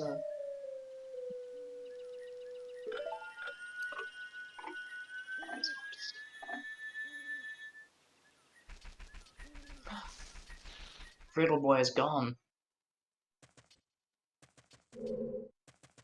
Harry, how many hours do you have left in this game? This game? Oh God knows. I think not many. I think Only about 70. no, I did a little light googling just to make sure I didn't soft lock myself or something weird. No, don't step on the switch. And there is one boss remaining in the game. which I'll fight in, I believe, like, well, it's January now, so I think in like March. So I think I might be able to finish it this session, to be honest. If I do, then Actually, I just got a handy spell. Oh, I guess I'm sure I can find another JRPG to jump into. Kanji wants to talk about something. Ari, have you ever played a Disgaea? Have I ever? No, I've not ever played a Disgaea. Disgaea 1 is a really good time. I don't know if I could actually recommend any of the later ones, but Well, there's at least 7. yeah, On, 1 by far is the best, in my opinion, in terms of plot silliness. Now, would this be Disgaea PC? Yeah, the PC release of 1 is actually pretty solid now. It's pretty fun. That's a pretty fun concept. I mean, like, it's got some stuff that hasn't aged well, but like as far as like the genre goes, it's not too grindy and it's funny. Okay. Yeah, I tell you what, it is 80% off. It is $4 Canadian. So I mean, it won't buy basically it is the tactics RPG. There isn't really any character development a la Persona, but there's like a whole bunch of extremely silly plot things. Yeah, I've seen. At some point, they blackmail him for cross-dressing, which is kind of funny. I mean, that's your classic. Yeah, I mean, it's got some Japanese gender shit. Japanese genre shit. Yeah, is how I put that. Yeah. I know. I mean, I know that it's like popular enough that like people are still. I mean, obviously they're still making them today, but also people are still like talking about them today. Right? People post their Disgaea opinions. The second. So that game is really good. And what's the other game? Oh, yeah, I'll wishlist it for a second, and then maybe I'm gonna take a little. I'm gonna take a little bit of a break from big JRPG. Disgaea 5 is really fun. Yeah, I mean, I've enjoyed all of them, but like I feel like 1 is probably the recommended one, and 1 has the funnest writing, but 5 has the best mechanics. Yeah, I agree with that. Yeah, there is a real mechanics versus writing trade-off. Yeah. Well, I mean, yeah, they're all on sale. Really? All of them together is $72, which is perhaps a little much for a series that I've never tried one of. But I could pick up the first one, and then if I like, I guess they'll probably go on sale. Go big or go home.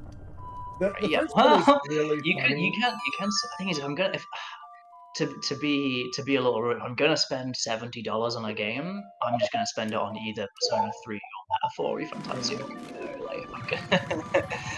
What was the note? There was another game of theirs that I would actually recommend. What the fuck was it? Because I mean, let's have a quick. What's in my to playlist still? We've got I just saw the games. Why do I have a copy of?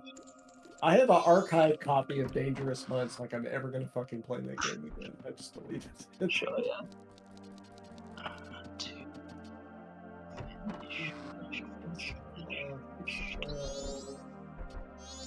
Actually, my only RPG that's in my to play pile still is Rogue Traders, so I might go back to that after this. No, I guess there's a big Christmas sale on Black Applements. The me, cafe. We got Aliens Dark Descent, Creeper World IXE. Oh, I might get that first one. Has anyone got Tactics Ogre Reborn or Octopath Traveler 2 opinions? I have it in my library and have not played it yet. I played the NES game and just did not fucking figure out the appeal. I played so much of Ogre Battle 64, so I bought the remake when it came out, but I haven't gotten around to it yet. Okay, because yeah, everyone speaks about Tactics Ogre as being like a classic of the genre, but the Reborn didn't. I mean, the Steam reviews are positive, I guess, but it didn't seem to make much of a splash. Yeah, I am at. So the thing I like about the 64 is it's really fun to level up your guys. Right. Because it's like appeal of genre. you will like find like a random dragon while you're marching through a forest and you can capture it and train it all up, or you have like no-name soldiers can like sometimes promote into like a named unit and then they can make it all the way to commander and stuff like that. That's cool. Some kind of emergent, or like planned out emergent stuff, I guess. Yeah, right? there's like emergent storytelling in it. Obviously, like not that much, but it's like, hey, here's, you've got story character who's got a custom model. Fuck that guy. Look at this guy who I trained up from just a grunt. Oh, Phantom Brave is the off-brand Disgaea that has a really sad, interesting story. If you like the engine. What is? Sorry, I missed the word. Let me find it. I think it's on Steam. So Phantom Brave is basically the same idea, except like doubles down on the story a bunch and is very depressing.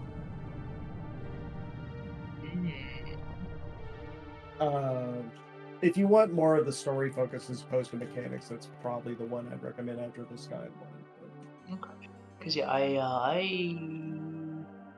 it's always good to have them both, right? But the thing that's really fun about Disgaea mechanically is just its like investment into everything having experience. Like it basically it's like an RPG. Like the way like your weapons can like level up because you can like go into them, and every character and weapon, their experience is basically like a dungeon that you can delve into, and the further you get into the dungeon, the higher level the item or like character begins. Yeah, was it 3 that added leveling up yourself by going into yourself? Yeah. Funny as a gag. So it's like you do get like regular experience, but then there's like meta experience that's like better that you get by going through the dungeon of a thing.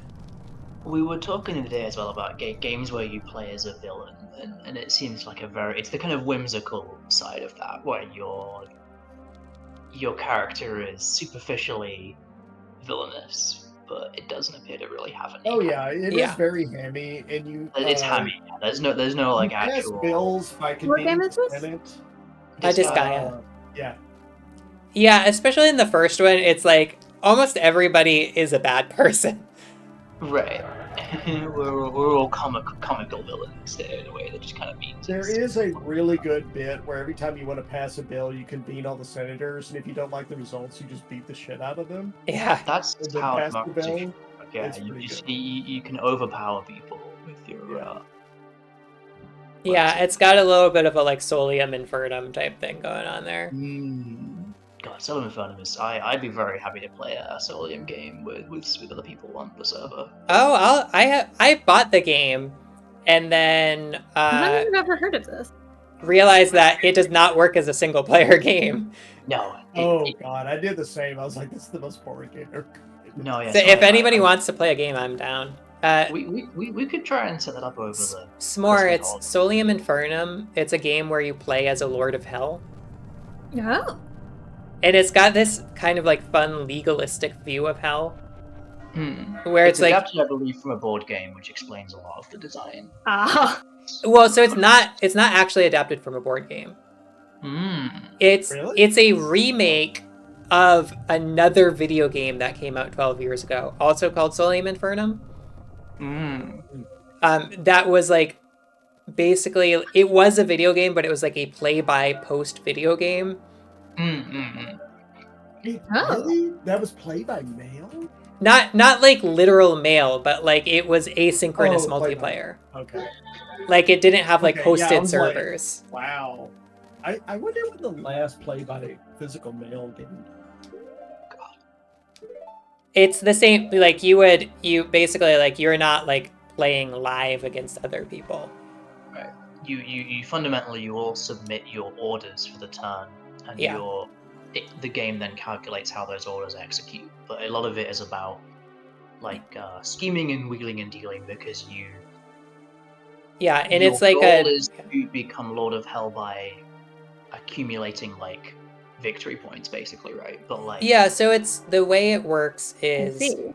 either the person with the most like prestige mm, at the end, or whoever defeats like the Tower of Babel. Like well, that's the alternate win condition is you can just like specifically, you have to defeat the Tower of Babel and everybody else.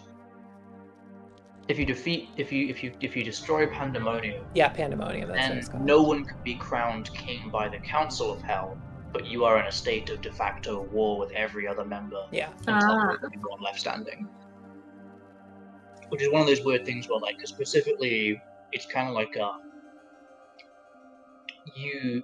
most of the game's kind of quote unquote balance comes from the fact that whoever, like, it's a kind of bucket of crabs thing. Whoever is winning, the others are going to be incentivized to fight back against them. And it's very unlikely for one player to be able to out resource all the other players. You'd have to sort of form an alliance to take people out. Yeah. Basically, it's all about ganging up on each other, and whoever is like kind of the best at kind of threading those needles, right? I'm terrible at that sort of thing. One of the really fun things about it though is the like flavor of it, because it's like you need like a casus belli to go to war, but your casus belli could just be like, they didn't take my insult lying down. But also the wars are very like there's something I really like is like they're almost always delimited, so it's like you have to declare war for either a number of territory like hexes, a specific territory hex with an item in it, or to like win battles. And you can't just declare war to kill the enemy until quite late in the game, and so the game really encourages like very strategic sniping. Like the objectively best thing to do is to like get a war condition where you have a really simple, easily achievable goal that you can complete very quickly and then end the war, because like in a protracted war the enemy might overwhelm you. Like a recurring thing we had in the multiplayer games I was playing with my friends is that one of the people was like a little too real-time strategy brained and was always like, I can't win a war because I don't have a better like army than this guy, so how do I play this game? And it's kind of like the point is that you don't defeat his army, you declare a war for like 3 territory units and you just run around the army, right? Like, or you wait for it to be somewhere else, because you only care about the victory points, you don't care about like meaningfully inflicting damage, or you do. Yeah. You have to then do that. There is also this fun like push pull of it's like you could just take an insult and basically nothing happens to you, but if you do that too many times you're like weak, and then people are allowed to push you around. I don't think I'm destined to be very good at this game. It does sound interesting. It's very fun. The biggest problems we have with it were just situations where people weren't able to quite understand how things would interact, and then the end result was something they didn't intend. That was kind of the feels bad moments, but the feel good moments of like successfully pulling off like a big scheme of betrayal, where you like, I don't know, you promise someone that you'll support them in a war against a third party, and then like midway through you just like technically are on the same side, but alas, my forces couldn't support you in this combat. Yeah. Or like, I've had a great one with like, we couldn't make it there in time, sorry. Submitting false orders. So like, there's basically there's combat with armies, there's like physical places, and there's like a really intricate spell system.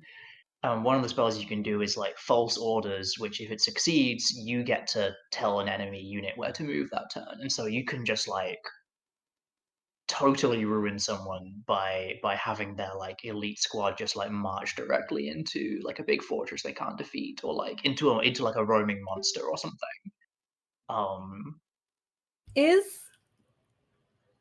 Is there any kissing in this game? There's no kissing. It is not that type of game. It is okay. There's about to be kissing in this game. Ooh. Yeah. But no, it's PvP, like who can be the biggest bastard simulator. I suppose not every game needs to have kissing in it. There is one character who is canonically sexy. Yes. Is it Asmodai? It's like, is it Belial, I think? No, I think Belial is the secrets one, Okay. but it's the tall blonde one, right? Yeah.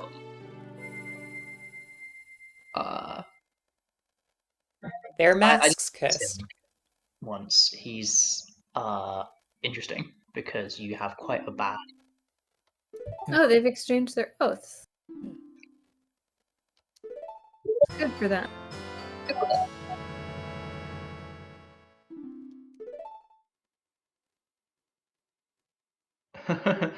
Yes, turn results for Imperial. Yeah, that's exactly the. You know, you could totally still make it to Refuge. God. Well, I tried to buy my friend Frostpunk 2 for Christmas, but Steam told me that the price difference between Canada and the UK meant I wasn't allowed to, which is a bit weird. I don't know if they're just like because we're having a sale and they're not or something. Oh, that's funny. I'm just gonna have to like send him the voucher and be like, buy Frostpunk 2. Three Moves Ahead made it sound kind of half-assed, so I loved 1 but gave up on 2. Interesting. Because Yeah. well, I think we both. I think he got me 1 actually in the first place. The like Yeah, process of gifting digital games is so bad. Yeah, I mean, yeah, it feels like You can't even do it on like the Switch. That you're just not allowed to do it. just sending someone money and saying like, hey, this is the thing I would like to have bought you. So like, if that sounds good, buy it. Is probably the like way to go in a lot of cases. But I don't know, it feels nice to be able to like give someone a particular object sometimes. I can soften people's hearts with it. Okay, that's not the most useful magical power. It really depends on what circumstance, on what the genre of game you're in is, I guess. Kanji wants to buy a woman a present, and he wants my advice.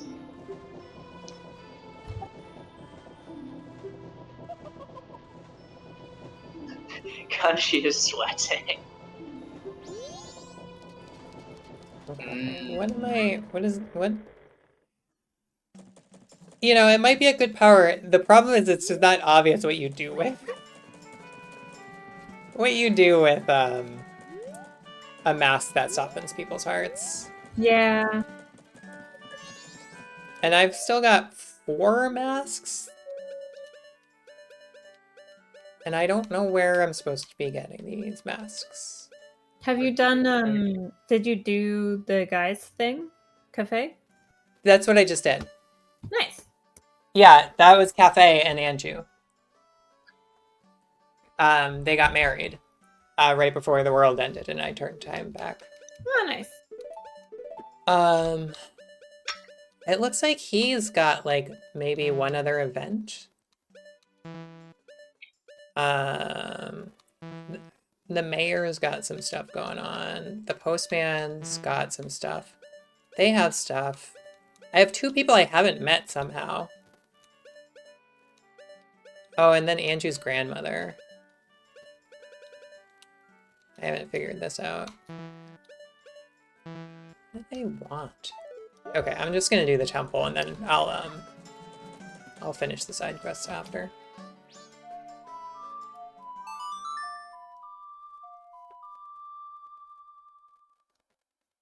Kanji's heart, having developed. Wait, what the fuck? Kanji's persona has been reborn again. Oh, yeah. So is this is like top level persona? So this is I already maxed out our like friendship a while ago, and he got a new persona, and now after Christmas, he's getting a new persona because his heart grew 10 sizes that day, I guess, and it's the same one, but it's got like a kind of cool its cape is a different color. Yeah. Wild. What a... And he's got the man's way!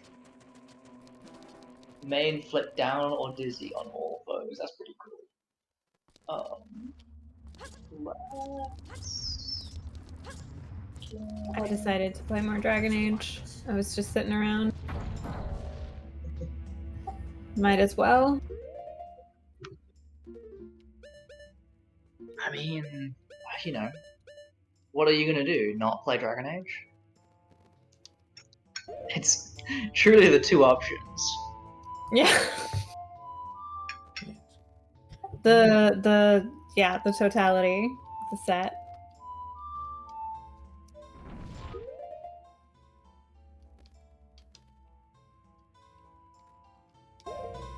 I keep realizing I'm like trying to make slightly different decisions than I did last time to like see. There's some things that I like want to see the other side of. Oh, you're doing this is a second playthrough?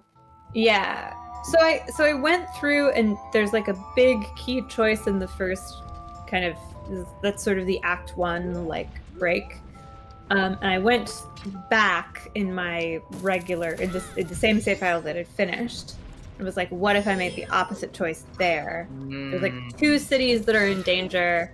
I saved one last time, and then I got to the end of that game, and that city got fucked up anyway, and I was furious about it. So I went back and saved the other city this time. And so now I'm trying some different things, but I keep realizing that I'm like going on missions and then bringing the same people that I brought last time because it made sense last time. Then I'm like hearing the same dialogue.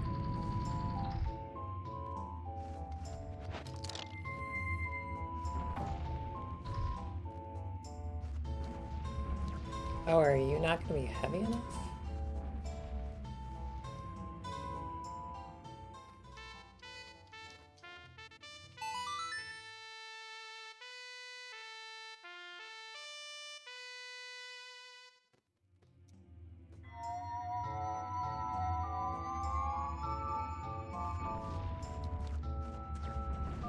Yeah, I guess that is not heavy enough.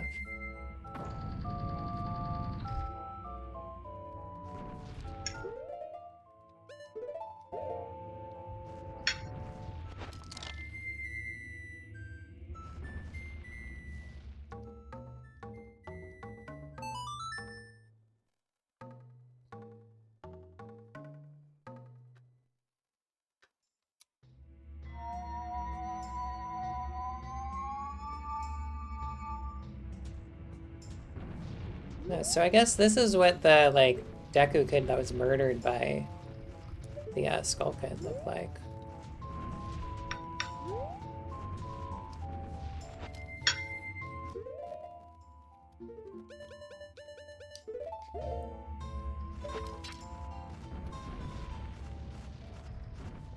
Is the Skull Kid the one that's hanging out on top of that, Yeah, the one that's crashing the moon down. Dang. But question for everybody. If you were possessed by an evil mask, what horrific act of violence would you do? Is it like a Jim Carrey situation? No. Like you know, your pranks go like a Majora's Mask situation, you know? Whoa, what kind of body is this that you've got now? Oh, it's the Zora body. Oh, exciting. Yeah, I got my fishbone back. Yeah. And here you can see. Oh man, he looks so like fucked. Just absolutely. No, I think we've already established I would go on I would show up at Cartoon Network headquarters demanding they remake Chowder. Right, but you gotta like, you know, like lift the building into the sky or something. Right.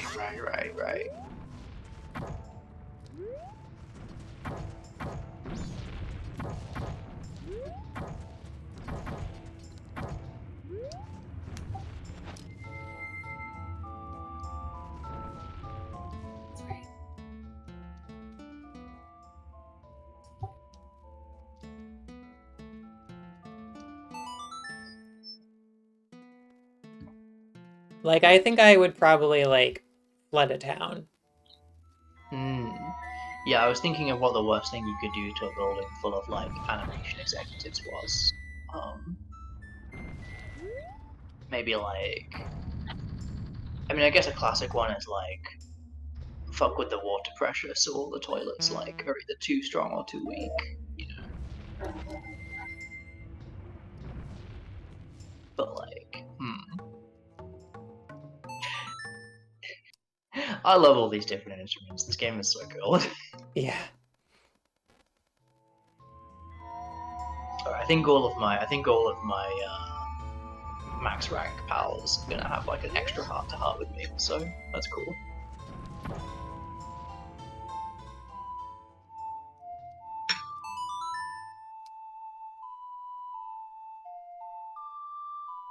Yeah, so the other duplicates are like the souls that of the masks that I was possessing. Or that I was wearing, and then this one is just this fucking thing. Like, what is this? Is this what Link's soul looks like? What? Unsettling Link. Yeesh. I like how there's like a specific amount of detail in the face to like make it more unsettling almost. It's kind of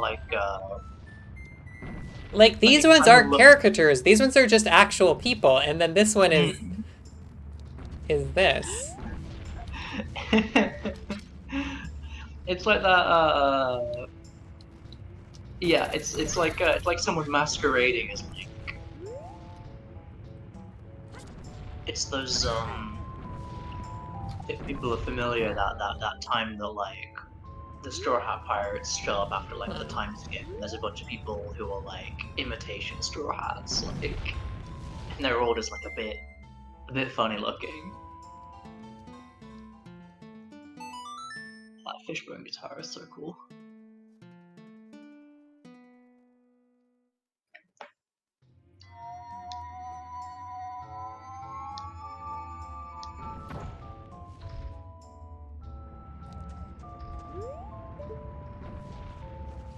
Alright, Yosuke.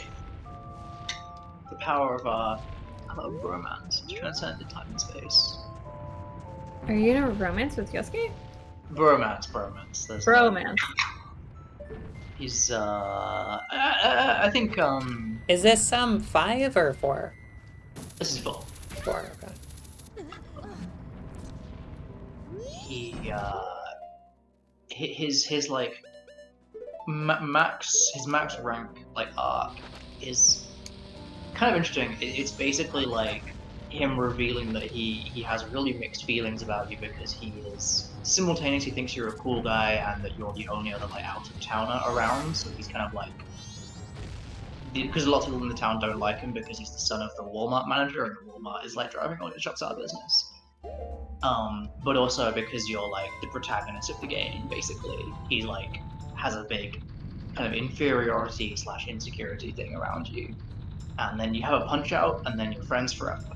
And I feel that's quite an interesting arc for the like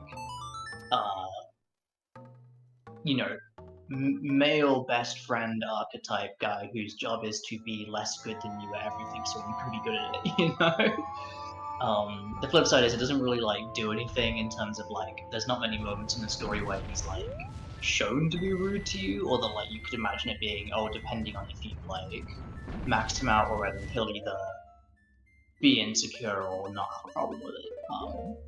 But you're definitely kind of by this point in the game, you know, best bros, bro. I'd do anything for you, bro.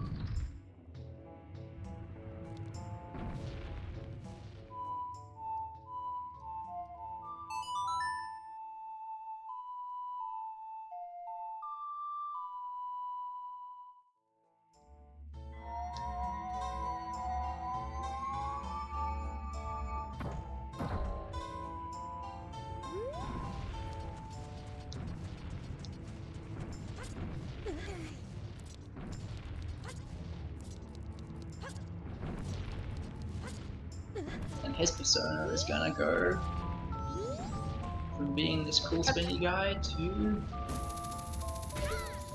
Oh, that's pretty funny. Wow. Hi, Neon. Hey. Hello. Is Here's a guess Persona Persona known has for got an having afro made of the sun. what? Oh, okay. Pretty good. And also, I think he's also now got fire immunity. I think they've also like dang, moderately restores party's HP and raises hit and evasion for 3 turns. That's Ooh. good. What the fuck?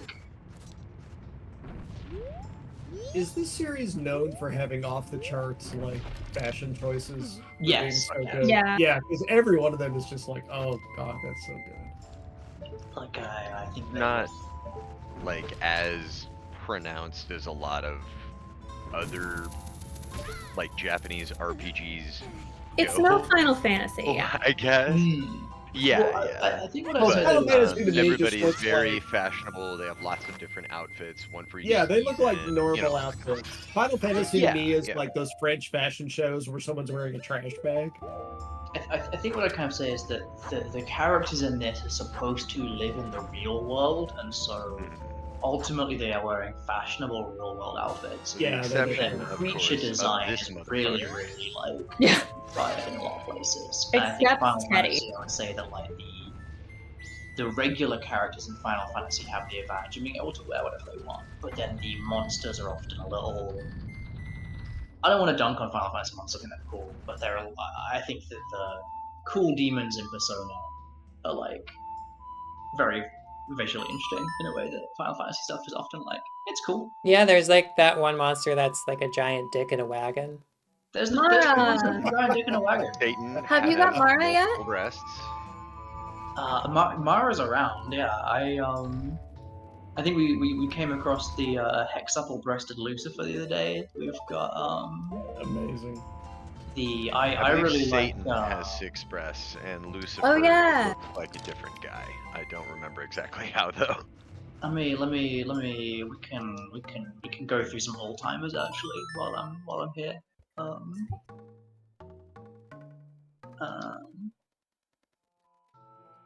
How goes your evening, Neon? Okay. It's been a very long few weeks, so today I just had Dealing with beepers. the beeper stuff, and just other assorted shit too. Holiday season being part of that. Today I was going to go and do all my Christmas shopping, and then the ferry went down, and then came back up, but it was like Oh, after no. nightfall, so it's like I don't. if I went down, you must have been stopped running, not physically sank in the ocean. But Oh I have god. not seen I mean, the it's a ferry since then, non-trivial but they did chance. say it came back into service, so I Yeah. presume it did not. It could be like a, a ghost ship situation. That's true. God, I Yeah, would love if a ghost that. ship can support weight and meets, minimum county standards, then I think it's probably okay.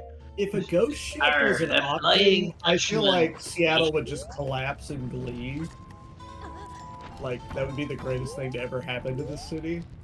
I mean, a ghost ship is a zero emission ship, based That on is everything true. I understand Green as about. fuck.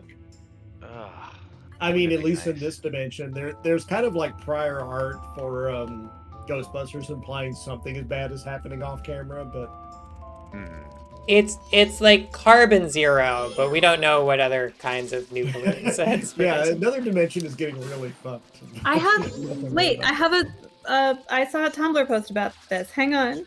It's like, if you've seen The Expanse, how like they're like faster than light travel is just fucking over another dimension that gets really mad at them. Here, I Oh, posted the really? screen cap because I Yeah. sent it to other people earlier this morning. But Ghost has pollution. Let me see.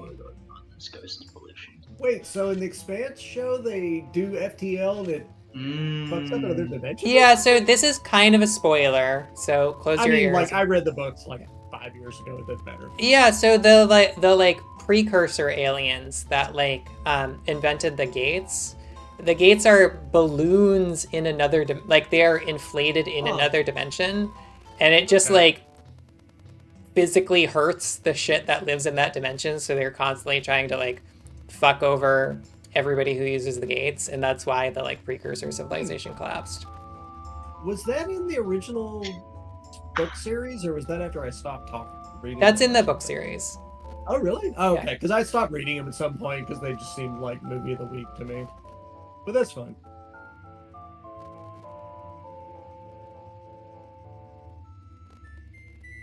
I think there's it's not exactly that. There's an Isaac Asimov that's similar, where basically like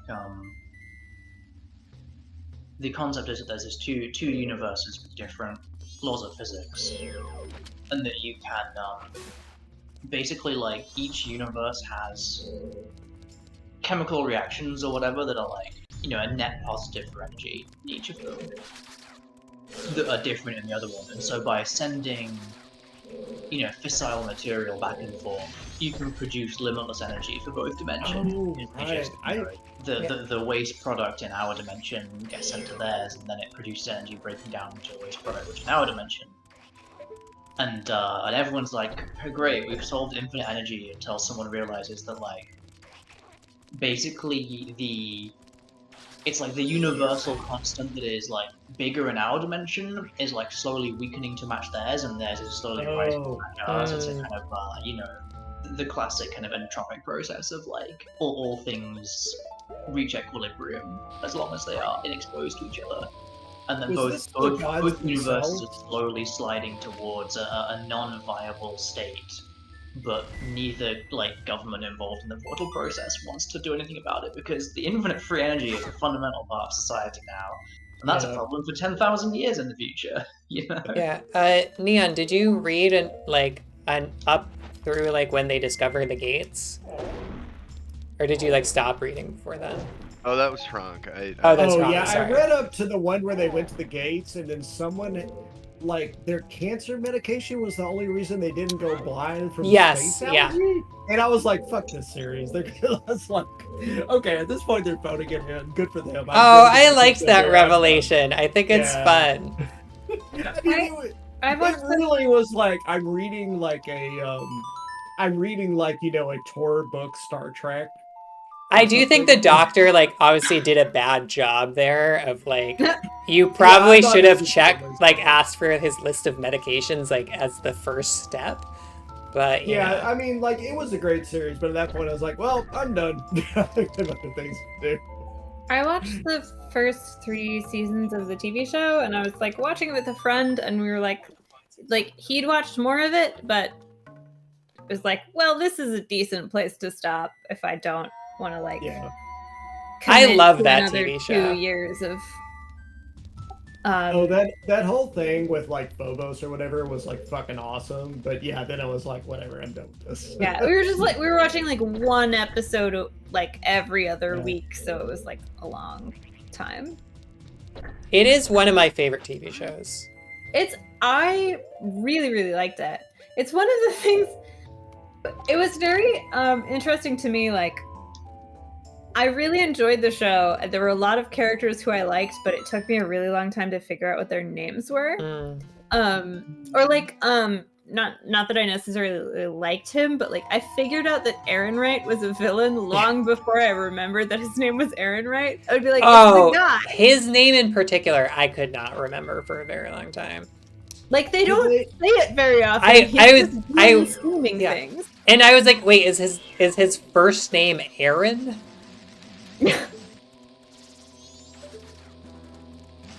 Do they include the book where someone goes back to Earth and is a fucking 1970s vigilante in the slums in the TV show? Oh no, that's the like prequel. That's not. That's one of the funniest things I've ever read, just for basically being a lethal weapon or something in like space. That's the like prequel that's about Amos. Yeah, and I was like, damn, maybe this is a badass, but also, why am I reading this? The actor who played Amos like read that novella as like part of his character research. Amos is amazing to, like, one of my criticisms of The Expanse is that like literally every other character is more interesting than the main character. Like, there's a whole There was the piece of dialogue where you learn that Holden is like raised on like a polyamorous like commune thing. Yeah. And I was like, how is he this boring and straight? I know. But also, No, like, you see raised his in parents are like circus archetypal liberals, runs and you're away like, for ah, there we go. I think I mentioned this before, but at the same time as reading that book series, I was watching a lot of C-Lab 2020 or whatever. And so my mental image of Holden is the dipshit captain from that show. Oh, but And also, I literally I cannot break that association. S'more, this is very important. They established that they are polygamous for tax avoidance reasons. I don't know if you caught that in that scene. No, I did not. Yeah, they're There's so tax many dodgers. There's so many good stuff in that book.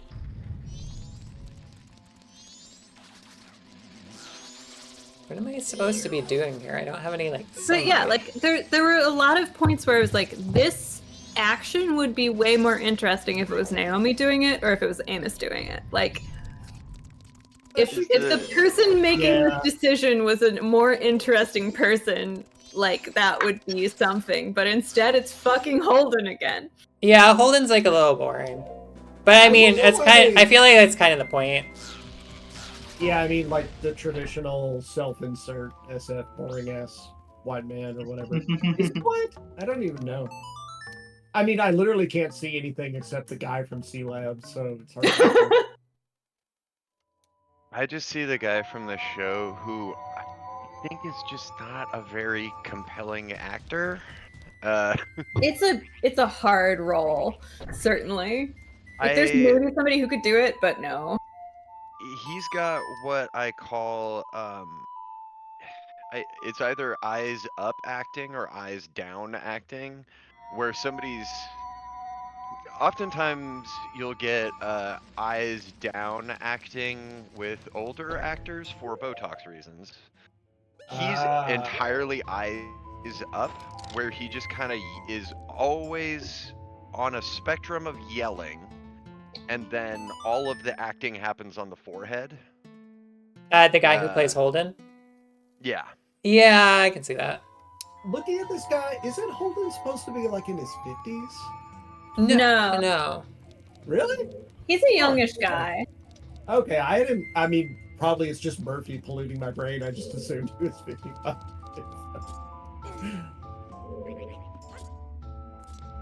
But yeah, like whatever this guy is, it's not my mental image. Yes, he's a fine actor. I don't mean it that way. It's just, yeah, there are certain kinds of acting that make me very conscious of them in a way that makes it hard for me to enjoy the performance. Because I'm just watching a forehead waggle around out of context.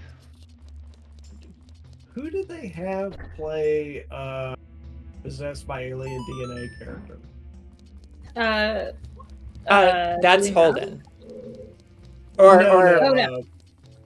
What's her name with the Nautilus shell thing? Oh yeah. Well, it's not. She's not possessed by alien DNA. She possesses the alien DNA. Really? The like Julie. Huh. Okay. She's like the woman who like dies in the beginning. Yeah, yeah. Oh, in the beginning. Oh, well, I mean, I assume they changed the book somewhat, so okay.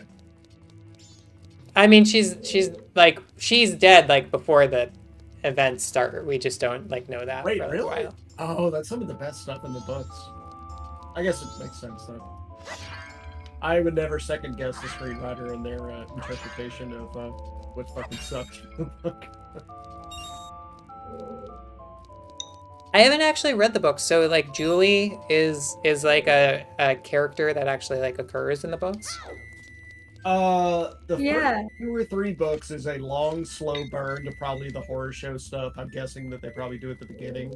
Or in I listened to like half of the first book as an audiobook, and she like her ignominious end, I believe, is how the first book starts. Oh right, and there's a whole flashback, and yeah, it's pretty good. Yeah, no, that happens in the show too. Yeah, yeah. Oh, But okay, she's never a point of view character, like other than that. Yeah, a little bit, but not really. I don't know. It reminds me of Bruce Sterling did a whole bunch of like fucked up get possessed by alien DNA stuff, and so did shit, what's his name? Yeah, so like the thing with her is not that she's just fucking dead, but she like possesses the like fungus. Oh right, she does become like a yeah. Been a while. She becomes fungus among us.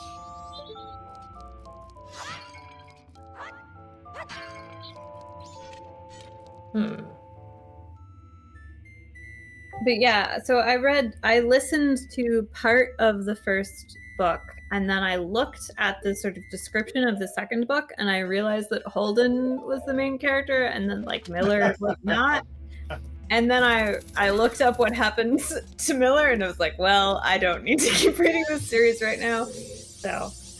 Oh yeah, Miller is mostly not a character. That was the year. So I worked.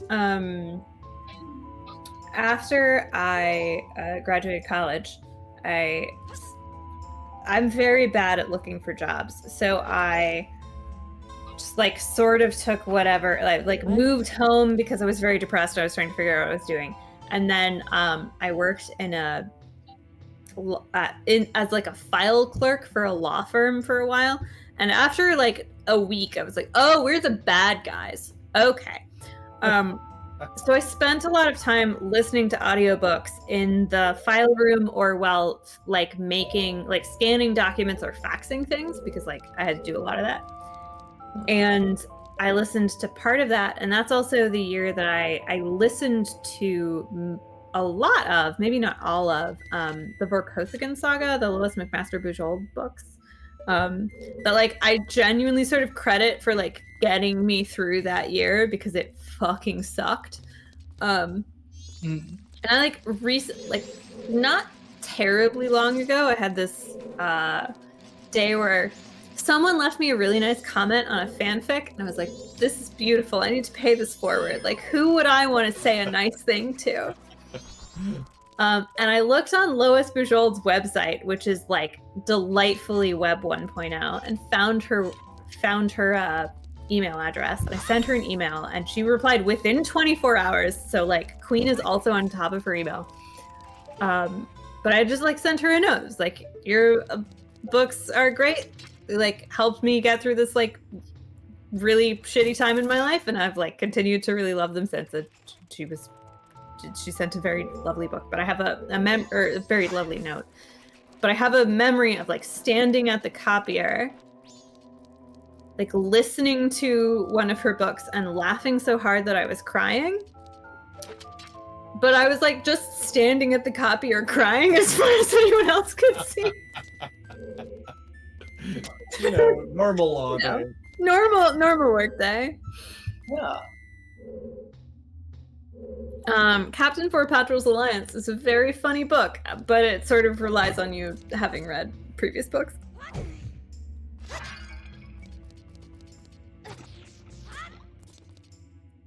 What on earth am I supposed to be doing?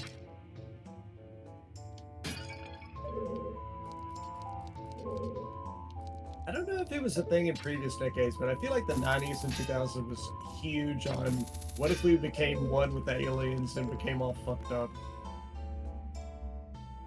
Maybe it's just a thing now. What if we all became what? One with aliens in fucked up ways. Yeah, that's kind of the plot of Voyager, with Seven of Nines. Oh, yeah. All the Borg stuff.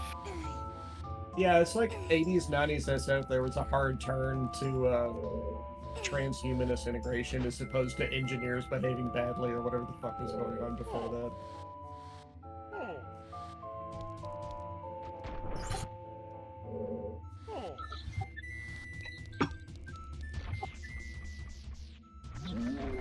Oh, okay.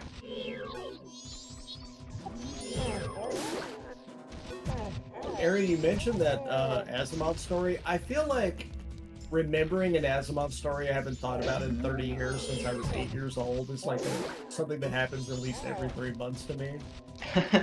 Well, Asimov has a lot of So personal. much stuff. But, like, guy knew how to write a story. Yeah, when he wasn't I believe busily at the time that popping story bras at conventions.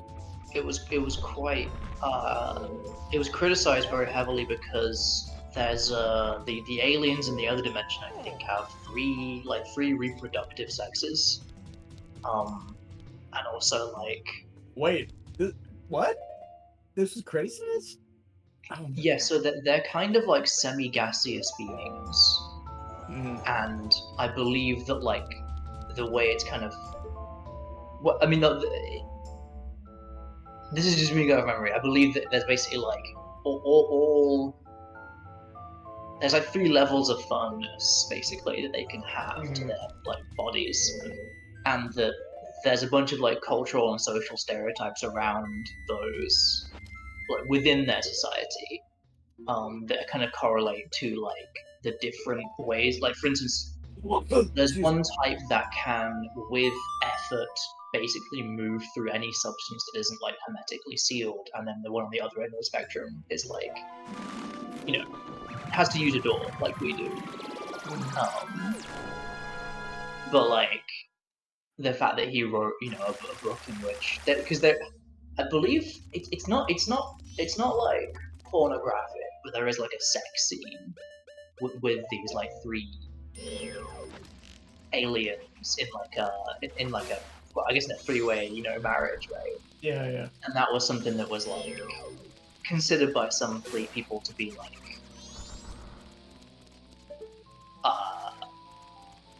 I don't know, bad, immoral, like beyond the pale. How could a science fiction writer dare to put on the page?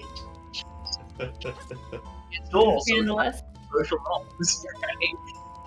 Yeah, the older I get, the sillier like everything gets. It's like, really, you cared about this in '75? The Soviets were pointing fucking nukes at us, and this is what you cared about. And this is what we were kind about. I mean, it's interesting because there's a little bit of like, I don't know, it doesn't feel like it's intended to be a stand-in for anything we would call, I don't know, Apparently he was a freak on some level. Close enough, right? Wait, Asimov? He was bisexual, and they covered up that he died of AIDS. I don't know the other details other than some sexual harassment.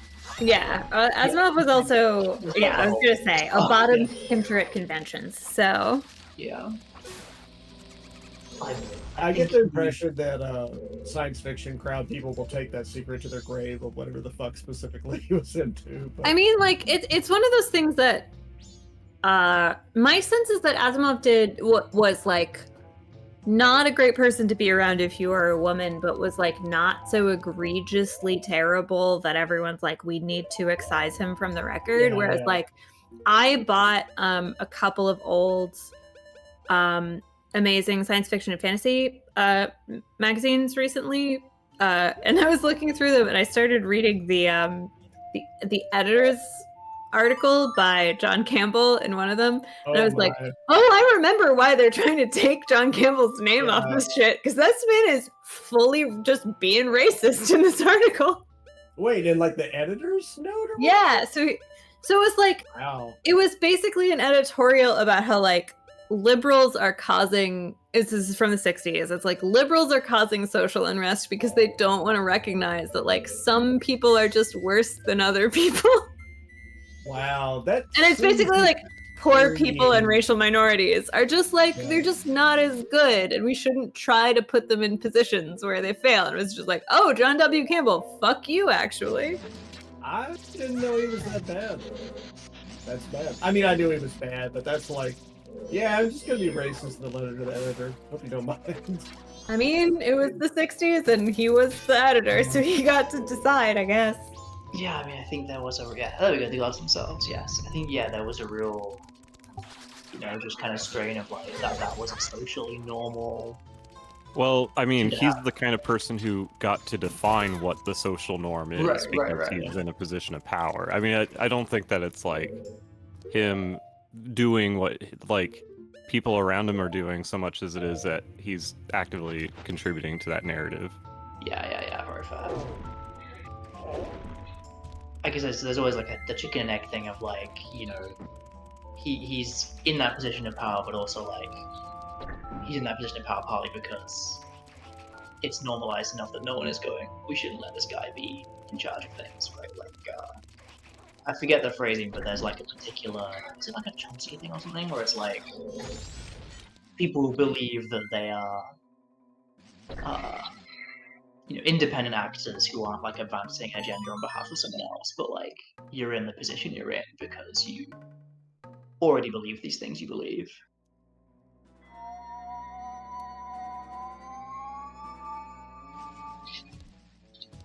So I'm going to see my sister and her kids for Christmas, and I asked my sister, like, I don't really know my nieces and nephews at all. The oldest is 14 or 15, the youngest is like 8 or 9.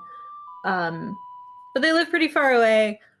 I'm not in regular contact with them, and also I sort of think that's maybe intentional on my sister's part, because I think maybe I'm a bad influence due to being I'm just gesturing to myself. But so I asked, like, what could I get? Like, do you have any recommendations? I think I'm probably just getting people like snacks and candy and stuff. She's like, I don't know. Here's what the girls like, some stuff like here's what the boys are into, and then like one of them she said was like a pretty big reader, and I was thinking about like, well, I could go get some of these like old. There's a store down, like a used bookstore down the street that has these like vintage, like sci-fi and fantasy magazines that I have just been slowly buying sort of one at a time, and I have not read a ton of them, but they're very interesting. And I was like, I could get some of these for the kids, and then I was like, I have no idea what's in them. Yeah. There's probably some shit in here. They're a big reader is a tough one, because that could mean anything from like Harlequin romance to like the most fucked up shit imaginable. She specifically said, let me see. She specifically said one of my nephews is really into PG Woodhouse right now. What? Oh, what the fuck? That's some. You got some mileage to work with there. Yeah. So That's amazing. Like my sister's kid. So my sister is one of the smartest people I know. Also infuriating, one of the most conservative. Her kids are like, they do like mostly homeschooling stuff, but they take classes at like, they're all in youth orchestra. They read a ton. I don't think they watch television very much at all. But yeah, she was like, Peter likes PG Woodhouse. I think Peter is 13 and 14. We have some books, but he wrote over 100 books, right? And then she was like, we only have the first 2 Harry Potter novels, but we could, but not the rest. I keep thinking of getting them secondhand. I was like, I'm not getting these children Harry Potter novels. Get him I really do rate the Jeeves and Wooster TV show with Super Fried Glory. I think it's a good TV show. Yeah. I think with the exception of 1 or 2 episodes that have aged very, very poorly, it's just like pretty clean fun. You know, it's mostly just like silly plots about, dim-witted aristocrats failing to get married. Mm-hmm. Oh, sorry, go ahead. The thing that this makes me think of, because I'm like, I don't know what Woodhouse books you've read. I always think of, just because they're set in a similar time period, Dorothy Sayers, like the Lord Peter Wimsey novels. But the problem was, the first Lord Peter Wimsey novel had a little bit, and some of the, like, I reread some of them recently. I was like, oh, this is one of those things where, like, you're anti-Semitic for now, but you're trying to not be anti-Semitic for your time. Like, there's some stuff going on in some of those books where you're like, oh, that's a little bit unfortunate. One of the few, like, sometimes people will do a thing where they're like, what if this thing was actually really cheerful, or that's like usually really, like, we think of as a really happy thing is actually like dark and messed up. And I don't usually like that. There was a fanfic I read one time that was a sort of crossover between the Lord Peter Wimsey books and Jeeves and Wooster. And it becomes clear over the course of this story that the reason Bertie is like that is because he was in the war, and he has just like retreated. He like can't sort of face that reality, and so like he meets Peter, and he's like, "Ah, it's my friend." Like what? He has this stupid nickname for him, and he is narrating, but you realize over the course of this time, like he's just sort of can't deal with whatever happened, and so everyone is sort of taking care of him. But it's like also well written as a mystery, and I've always been so impressed by like just some person on the internet was like, I have this idea. Every once in a while fan fiction is really good, but I think that's why I have that association, and I don't know if Peter's into mysteries. Or my nephew.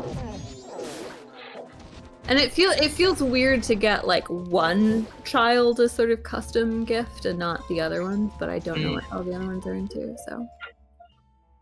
But have you considered that the whims of a strange aunt are just something that like you have to deal with as a child? My nieces are twins, and I hate that like every year I'm like, all right, what do they want? And it's always they both want the same thing. Yeah. What? And I'm like, Wow. okay, I'm at a point where I cannot remember which one is which, because like their parents also named them Araya and Ayana, so they both start and end with the same vowels. Oh no. And it's like I can't even keep these names straight. But this year I'm getting them Tamagotchis, so Hell yeah. That's fun. I think there's a good chance that they'll hate it, but we'll see. Tamagotchis. I think Tamagotchis are in again. Yeah, they've come around a few times. Yeah. Yeah, they are making a comeback, but it's like I think it requires a certain type of personality to be into them. When like I feel like they're they're the living incarnation of daily quests in World of Warcraft, and they may be mad for the same reason. Yeah, no, that's exactly why I like them. I mean, they're not bad, but at some point I was like, "What am I doing with my life?" Just like quit. I would love. This a is every idle Tamagotchi game. that I could set Basically, to like yeah. Of an egg.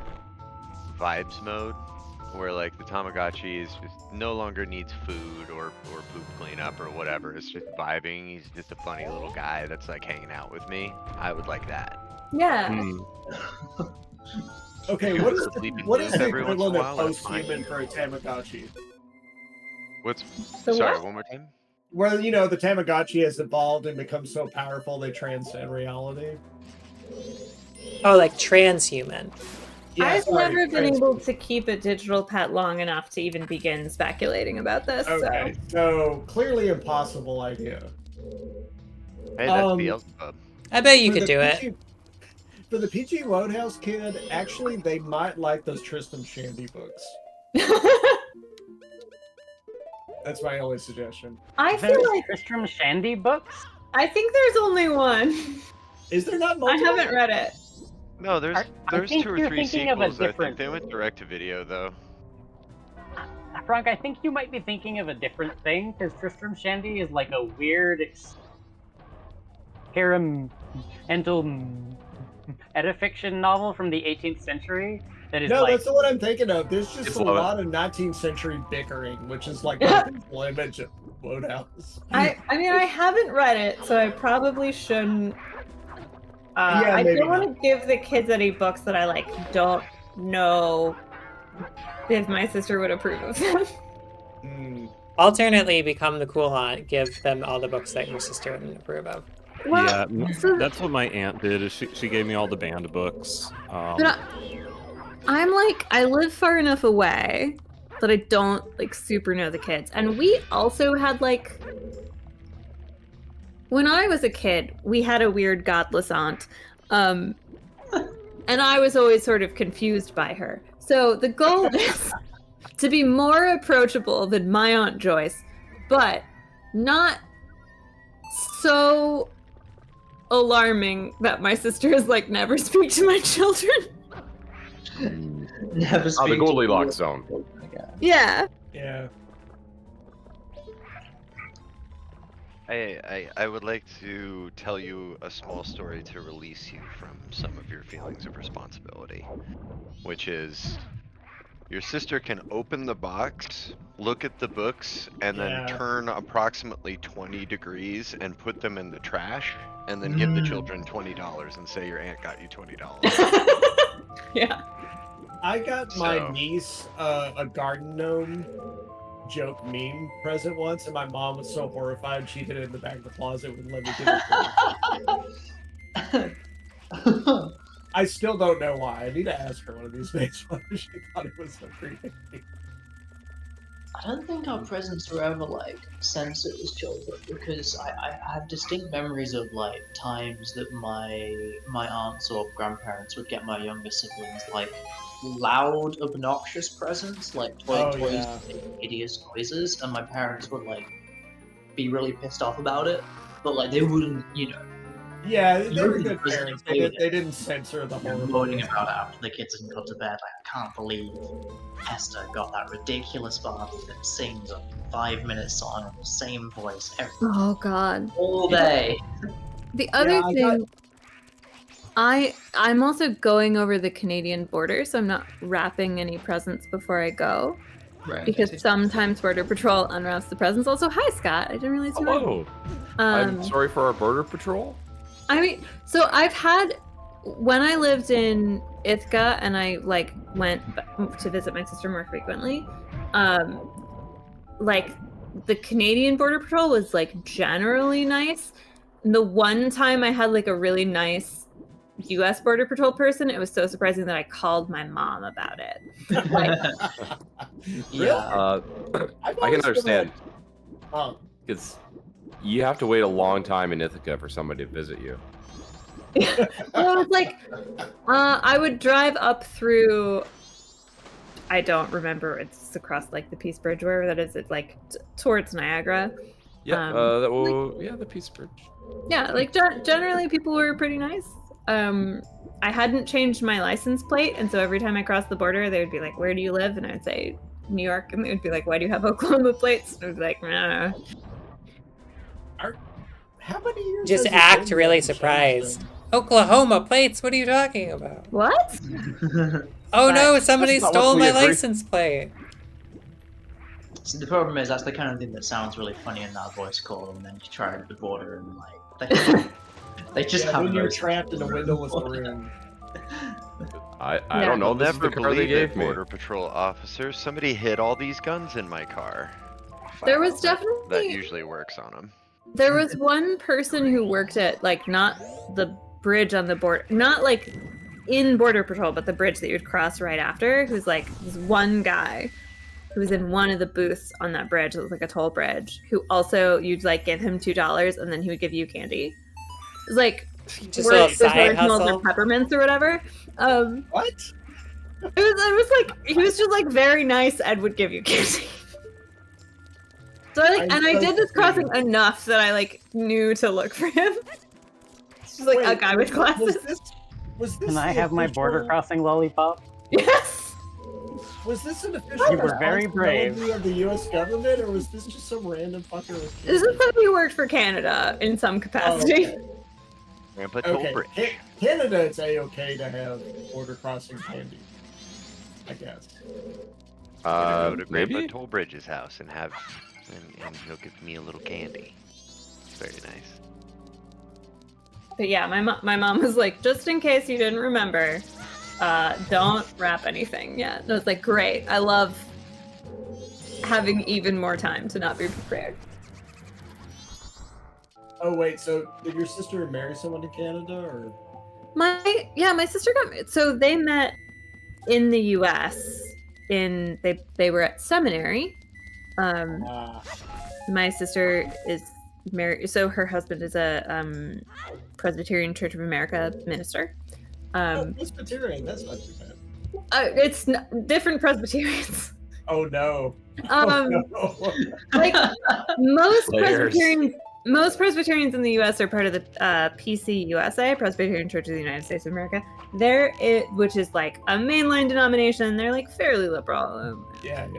My sister is in the PCIA, the Presbyterian Church in America, which their origins, which they are, to be fair, very embarrassed about now, is that they split off from the like main Presbyterian denomination in the 60s over civil rights. They were on the wrong side of that one. Oh my gosh. Wait, I didn't know any church split in the 60s over civil rights. Oh, a number of them did. Like a number of denominations split over that. But okay.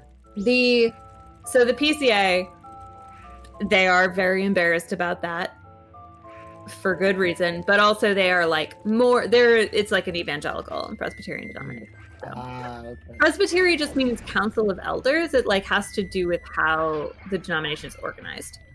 Oh, okay. Embarrassed, but not embarrassed enough to change anything. Well, like they've certainly changed their official position on like integration. As somebody they're who is still raised Roman Calvinists. Catholic, I get it. Yeah. Yeah, like they're not going to change their theological positions, but they are going to change their positions on the social issues on which they're very obviously wrong, sort of. Yeah, we will be U.S. median opinion minus X years is our canonical foundation statement. You know, I didn't realize there was a significant Calvinist, like, presence still. Oh yeah, so there was a whole around the time when I was an undergrad, so like around 2010 was like, and maybe like a little bit after, there was a whole sort of movement. It's called like Young, Restless, and Reformed. It was like young people who were getting into Calvinism. Really? So what? I've seen that one. And yeah, their so like, names are like, this sounds like a midday soap opera. so Hrunk, were you in Seattle when Mars Hill was big? Yes, and then like they had some huge sleazy scandal. Yeah, so Mars Hill was part of that. Like Mark Driscoll was one of the like reformed ministers. So like, so Mark Driscoll is this backing up. For those who don't know, Mark Driscoll was a pastor who was in a pretty big church in Seattle that was called Mars Hill.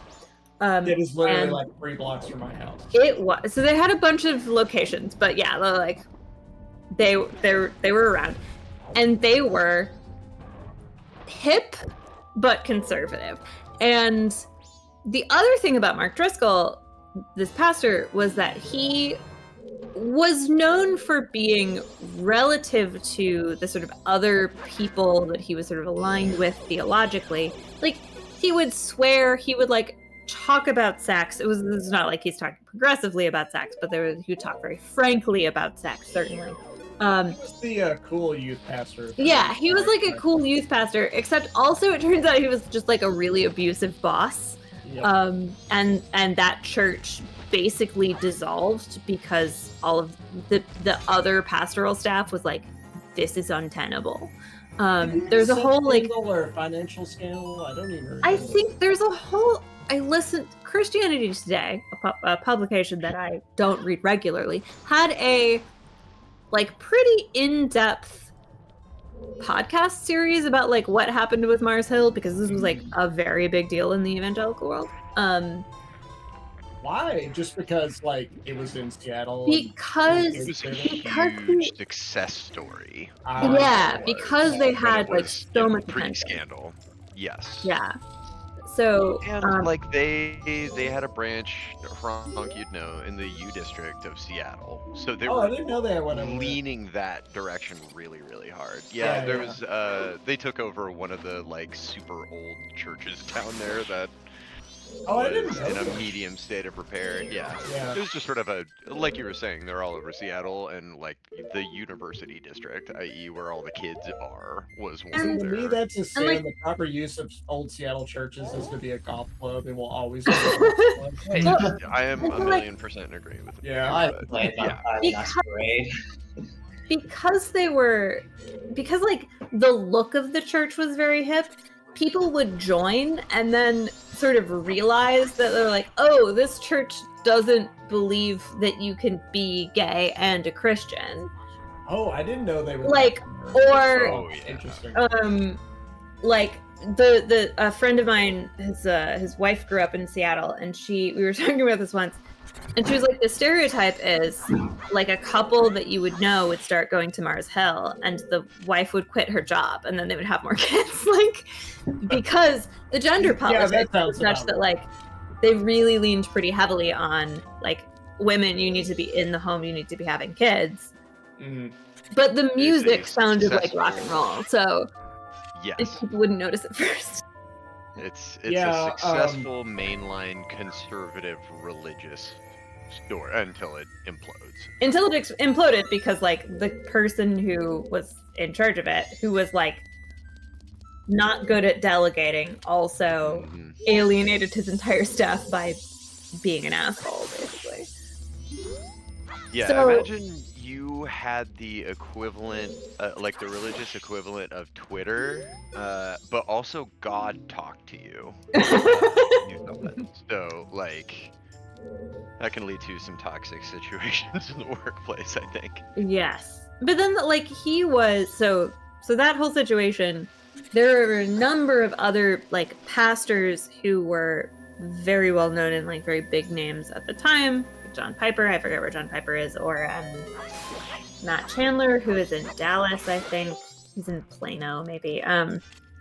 For like, well, John Piper's not, but like, Matt Chandler is like young, pretty engaging as a speaker, like, and like, he is an interesting preacher. I've like listened to him preach a number of times, like on podcasts and stuff back in the day.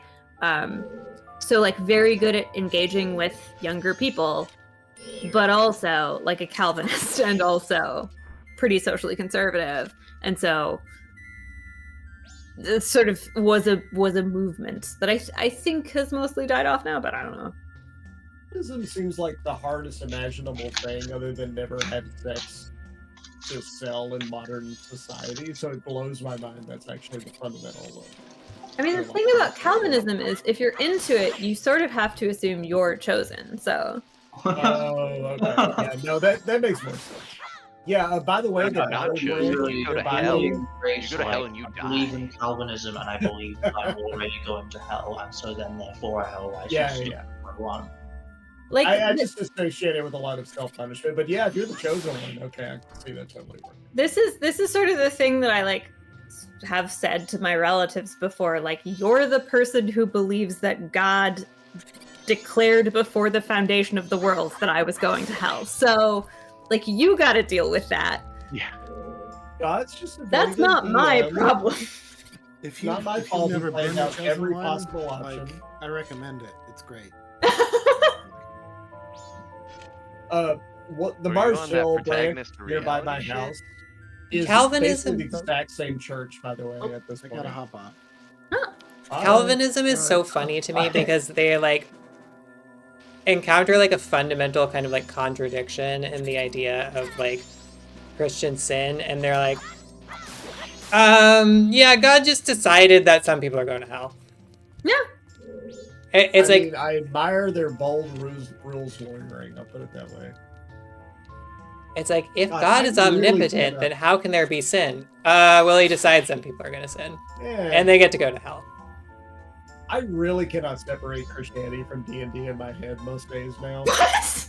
Like, there's just so much overlap in terms of, like, metagaming and, like, well, you know, like... Well, I mean, like, yeah, D&D, you can be Hitler, but as long as you confess on your deathbed, you go to heaven, and it's like...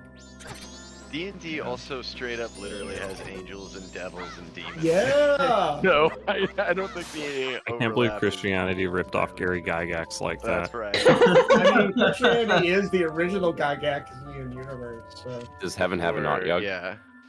Oh my god. Heaven had better have an Aunt Yug. Because otherwise, you don't need that.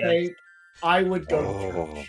I would decide I'm Lord Christian and again just to be able to hang out with Jordan, who deliver us from evil.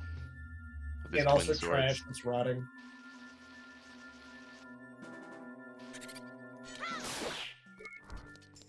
So mad about how compelling Drizzt is. I still haven't read more of the Drizzt books, but like, there's nothing quite like being like, this whole thing is stupid, and yet I am compelled. Like, those books are so fucking poorly written, and yet when I read them, I'm like, God damn, I love Drizzt. I love him and all his friends. It has swag. It's true. I A mean, very people just like tropes, compelling it's fun. character because he wills his compellingness into being, and I love that. He just loves his friends so much. He's trying so hard. Sometimes he's gotta fight the biggest worm or go underground a whole bunch. He has a cat. His mom hates loves him, his god hates him. I have never read any of the Drizzt books. Oh, They're not good. My whole reference for Drow is the Drow Tales webcomic. They're like. Sure. So I have this experience where there's a guy who is a wrestler and wrestling commentator for like named Jerry Lawler, and I hate Jerry Lawler. Jerry Lawler sucks as a human being, and he was a terrible wrestling commentator. And I have this problem where when Jerry Lawler, like anytime I've ever seen Jerry Lawler get in the ring, I'm always like, fuck Jerry Lawler. He sucks so bad. He's a bad human being. And then after like a minute and a half, I'm like, Jerry, because he is like a really good baby face in the ring. He's like an incredible performer. He's very good at this. And this is a little bit how I feel about the Drizzt books, where I'm like, these books are not good. However, I love this character very much. I want him to succeed, even as I'm like reading it and I'm remembering like this prose is horrible. It's really easy to just hammer that trope button and like bypass critical faculties for talent. I think, yeah, he just kind of in a very pure way kicks ass in a very like 90s mode almost. It's just is like, he basically just bitching about his mom in those 90s books? I don't even remember. that kind of comes built in with being raised in Drow society. Yeah. So I don't think that's necessarily specifically. It turns out the Drow was created so Gen X could really live. Yeah, the Drow. It's not a phase, Mom. The ups and downs of like the like matriarchal like misandrist society is sexist bad. The matriarchal misandrist society is sexist good. Society is bad, but I want to be stepped on good. Yes. Truly, we've all been on a journey over the last. I mean, you know, just become gay. That is the solution to gender that really politics. is the lesson of Drow society.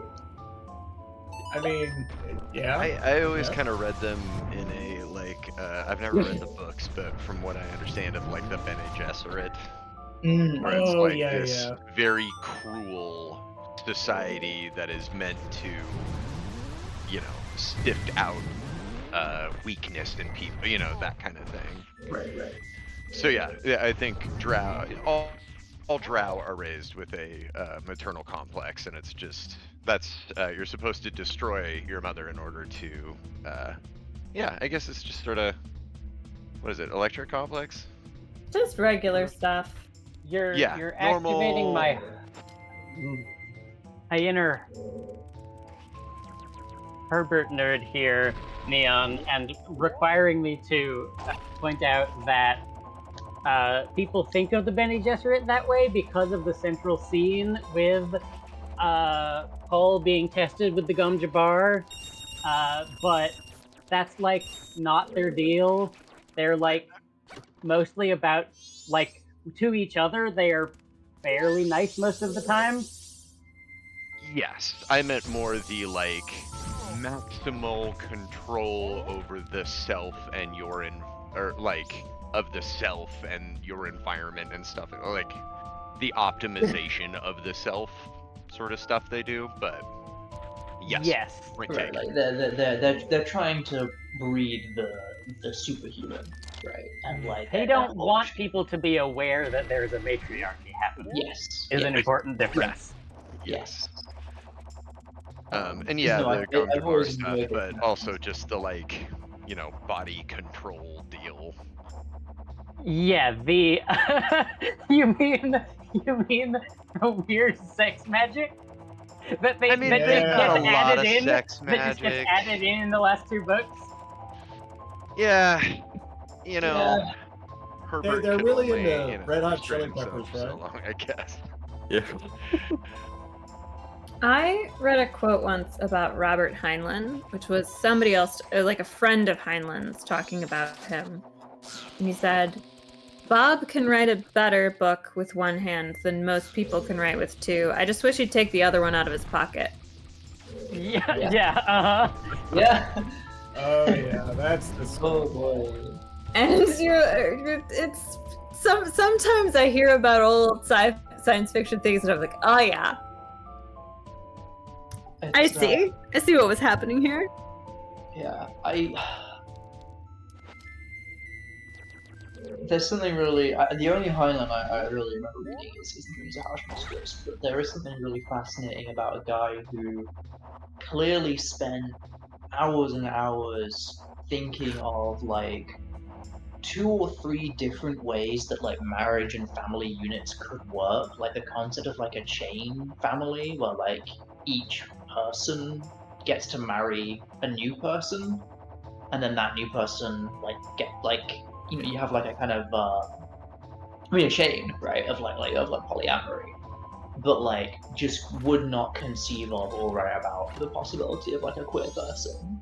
Um, in that, it's just like, I don't know, a real special type of brain, I guess. What was his sexual politics? Like, I know his like electoral politics was Reagan, blah blah blah, but like, was he homophobic or I just think like he was off the like map? he was like into free love, but also he was also like, I can't believe all these hippies are showing up at my house. Why won't they get off my damn lawn? Kind of a fascist. Like, Yeah. I don't think personally, like literally a fascist, but like Yeah, that he aesthetic. I don't think he thought the world that Starship Troopers ended up becoming in the movie is anything aligned with his work. I think he looks at it and goes, "Wow, cool robot." Yeah, what's that science fiction short story where him and Reagan end up becoming communists or something? That I don't know. Red about. Dawn. It's Wolverine. No, I don't know. Maybe Heinlein. Oh, it was a Heinlein story about how Reagan ended up being a communist and getting deported or something. Heinlein fanfic. Yeah, I don't know that I've ever read any Heinlein RPF.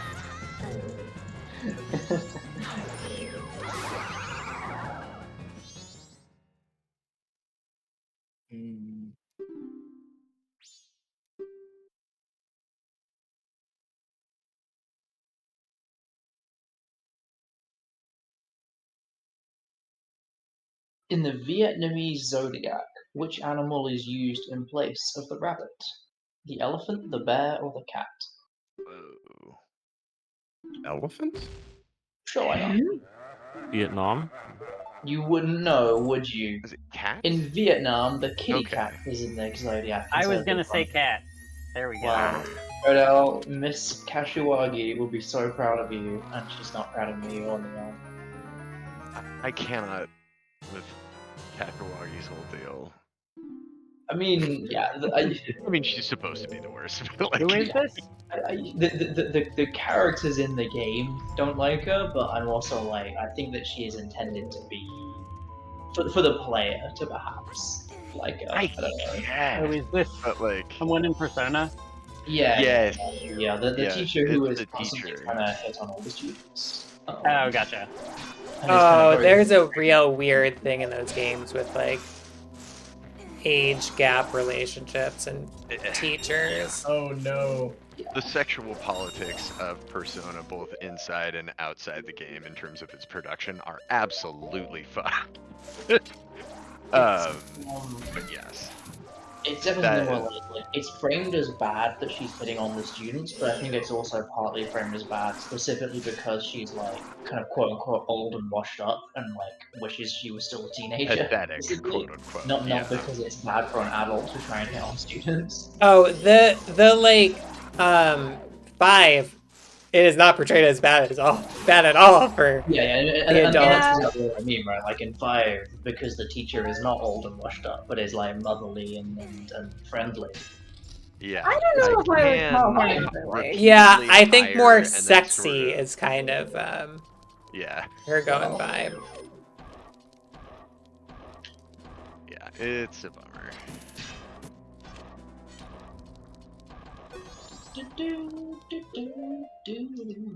And I just shoot them. I think I have figured out another one of Fox's wishes, though. So, congrats to me. How many friends do I have again? Hi.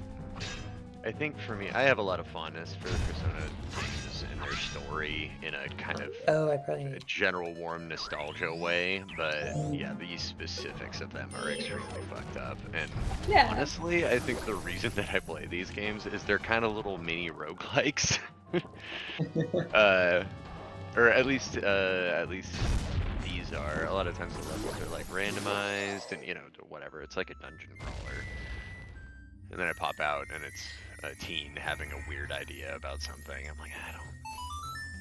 But then you get, I mean, look at this fox. I do love to look I at the never get tired of this fox. animation. This is so cute. Oh, he's a good boy.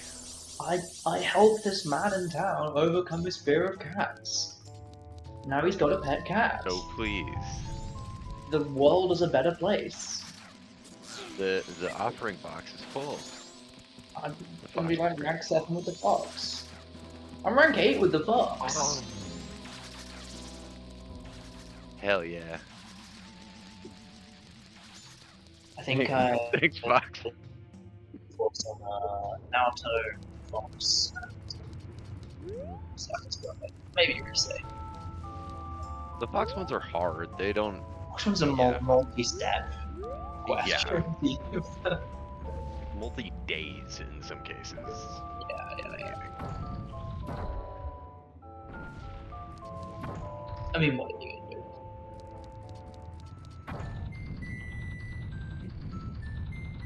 But I think Nanako and Papa are coming back from the hospital tomorrow, so we're gonna get a big extended plot sequence. That's good. Glad everybody's coming back from the hospital. I was gonna say earlier, I love her winter outfit. It is super cute. Yeah, I think all these winter outfits are really good. Oh yeah, totally. I've been But feeling I that just hadn't seen hers yet. saved up some of these cooler outfits for the end of the game. You know, it kind of feels like I don't know, structured it in a different way. I did just get She just give you a for, soda. for knowing what DNA was, I got an outfit off of that teacher, so I should check that out as well. Oh, it flips. Fuck! It flips the whole tower. Oh. Ooh. Where'd you go?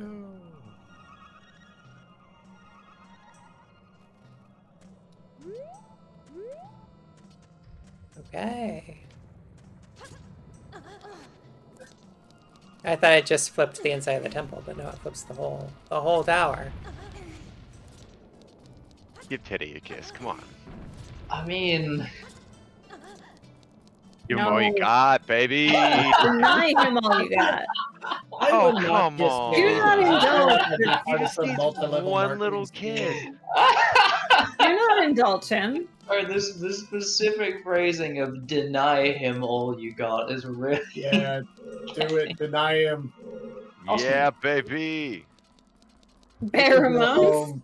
what's with this Oh, game, actually. you know? Teddy, it's constantly throwing like you can be a little bit queer at you, and as soon as you push the button, it's like, no, I didn't mean it, bro. What are you doing, bro? Like, Yeah, do they hire writers who are intentionally closeted every single fucking time or something? Like, what is Maybe. It's knowingly playing on that. I'm not saying it's in a good way.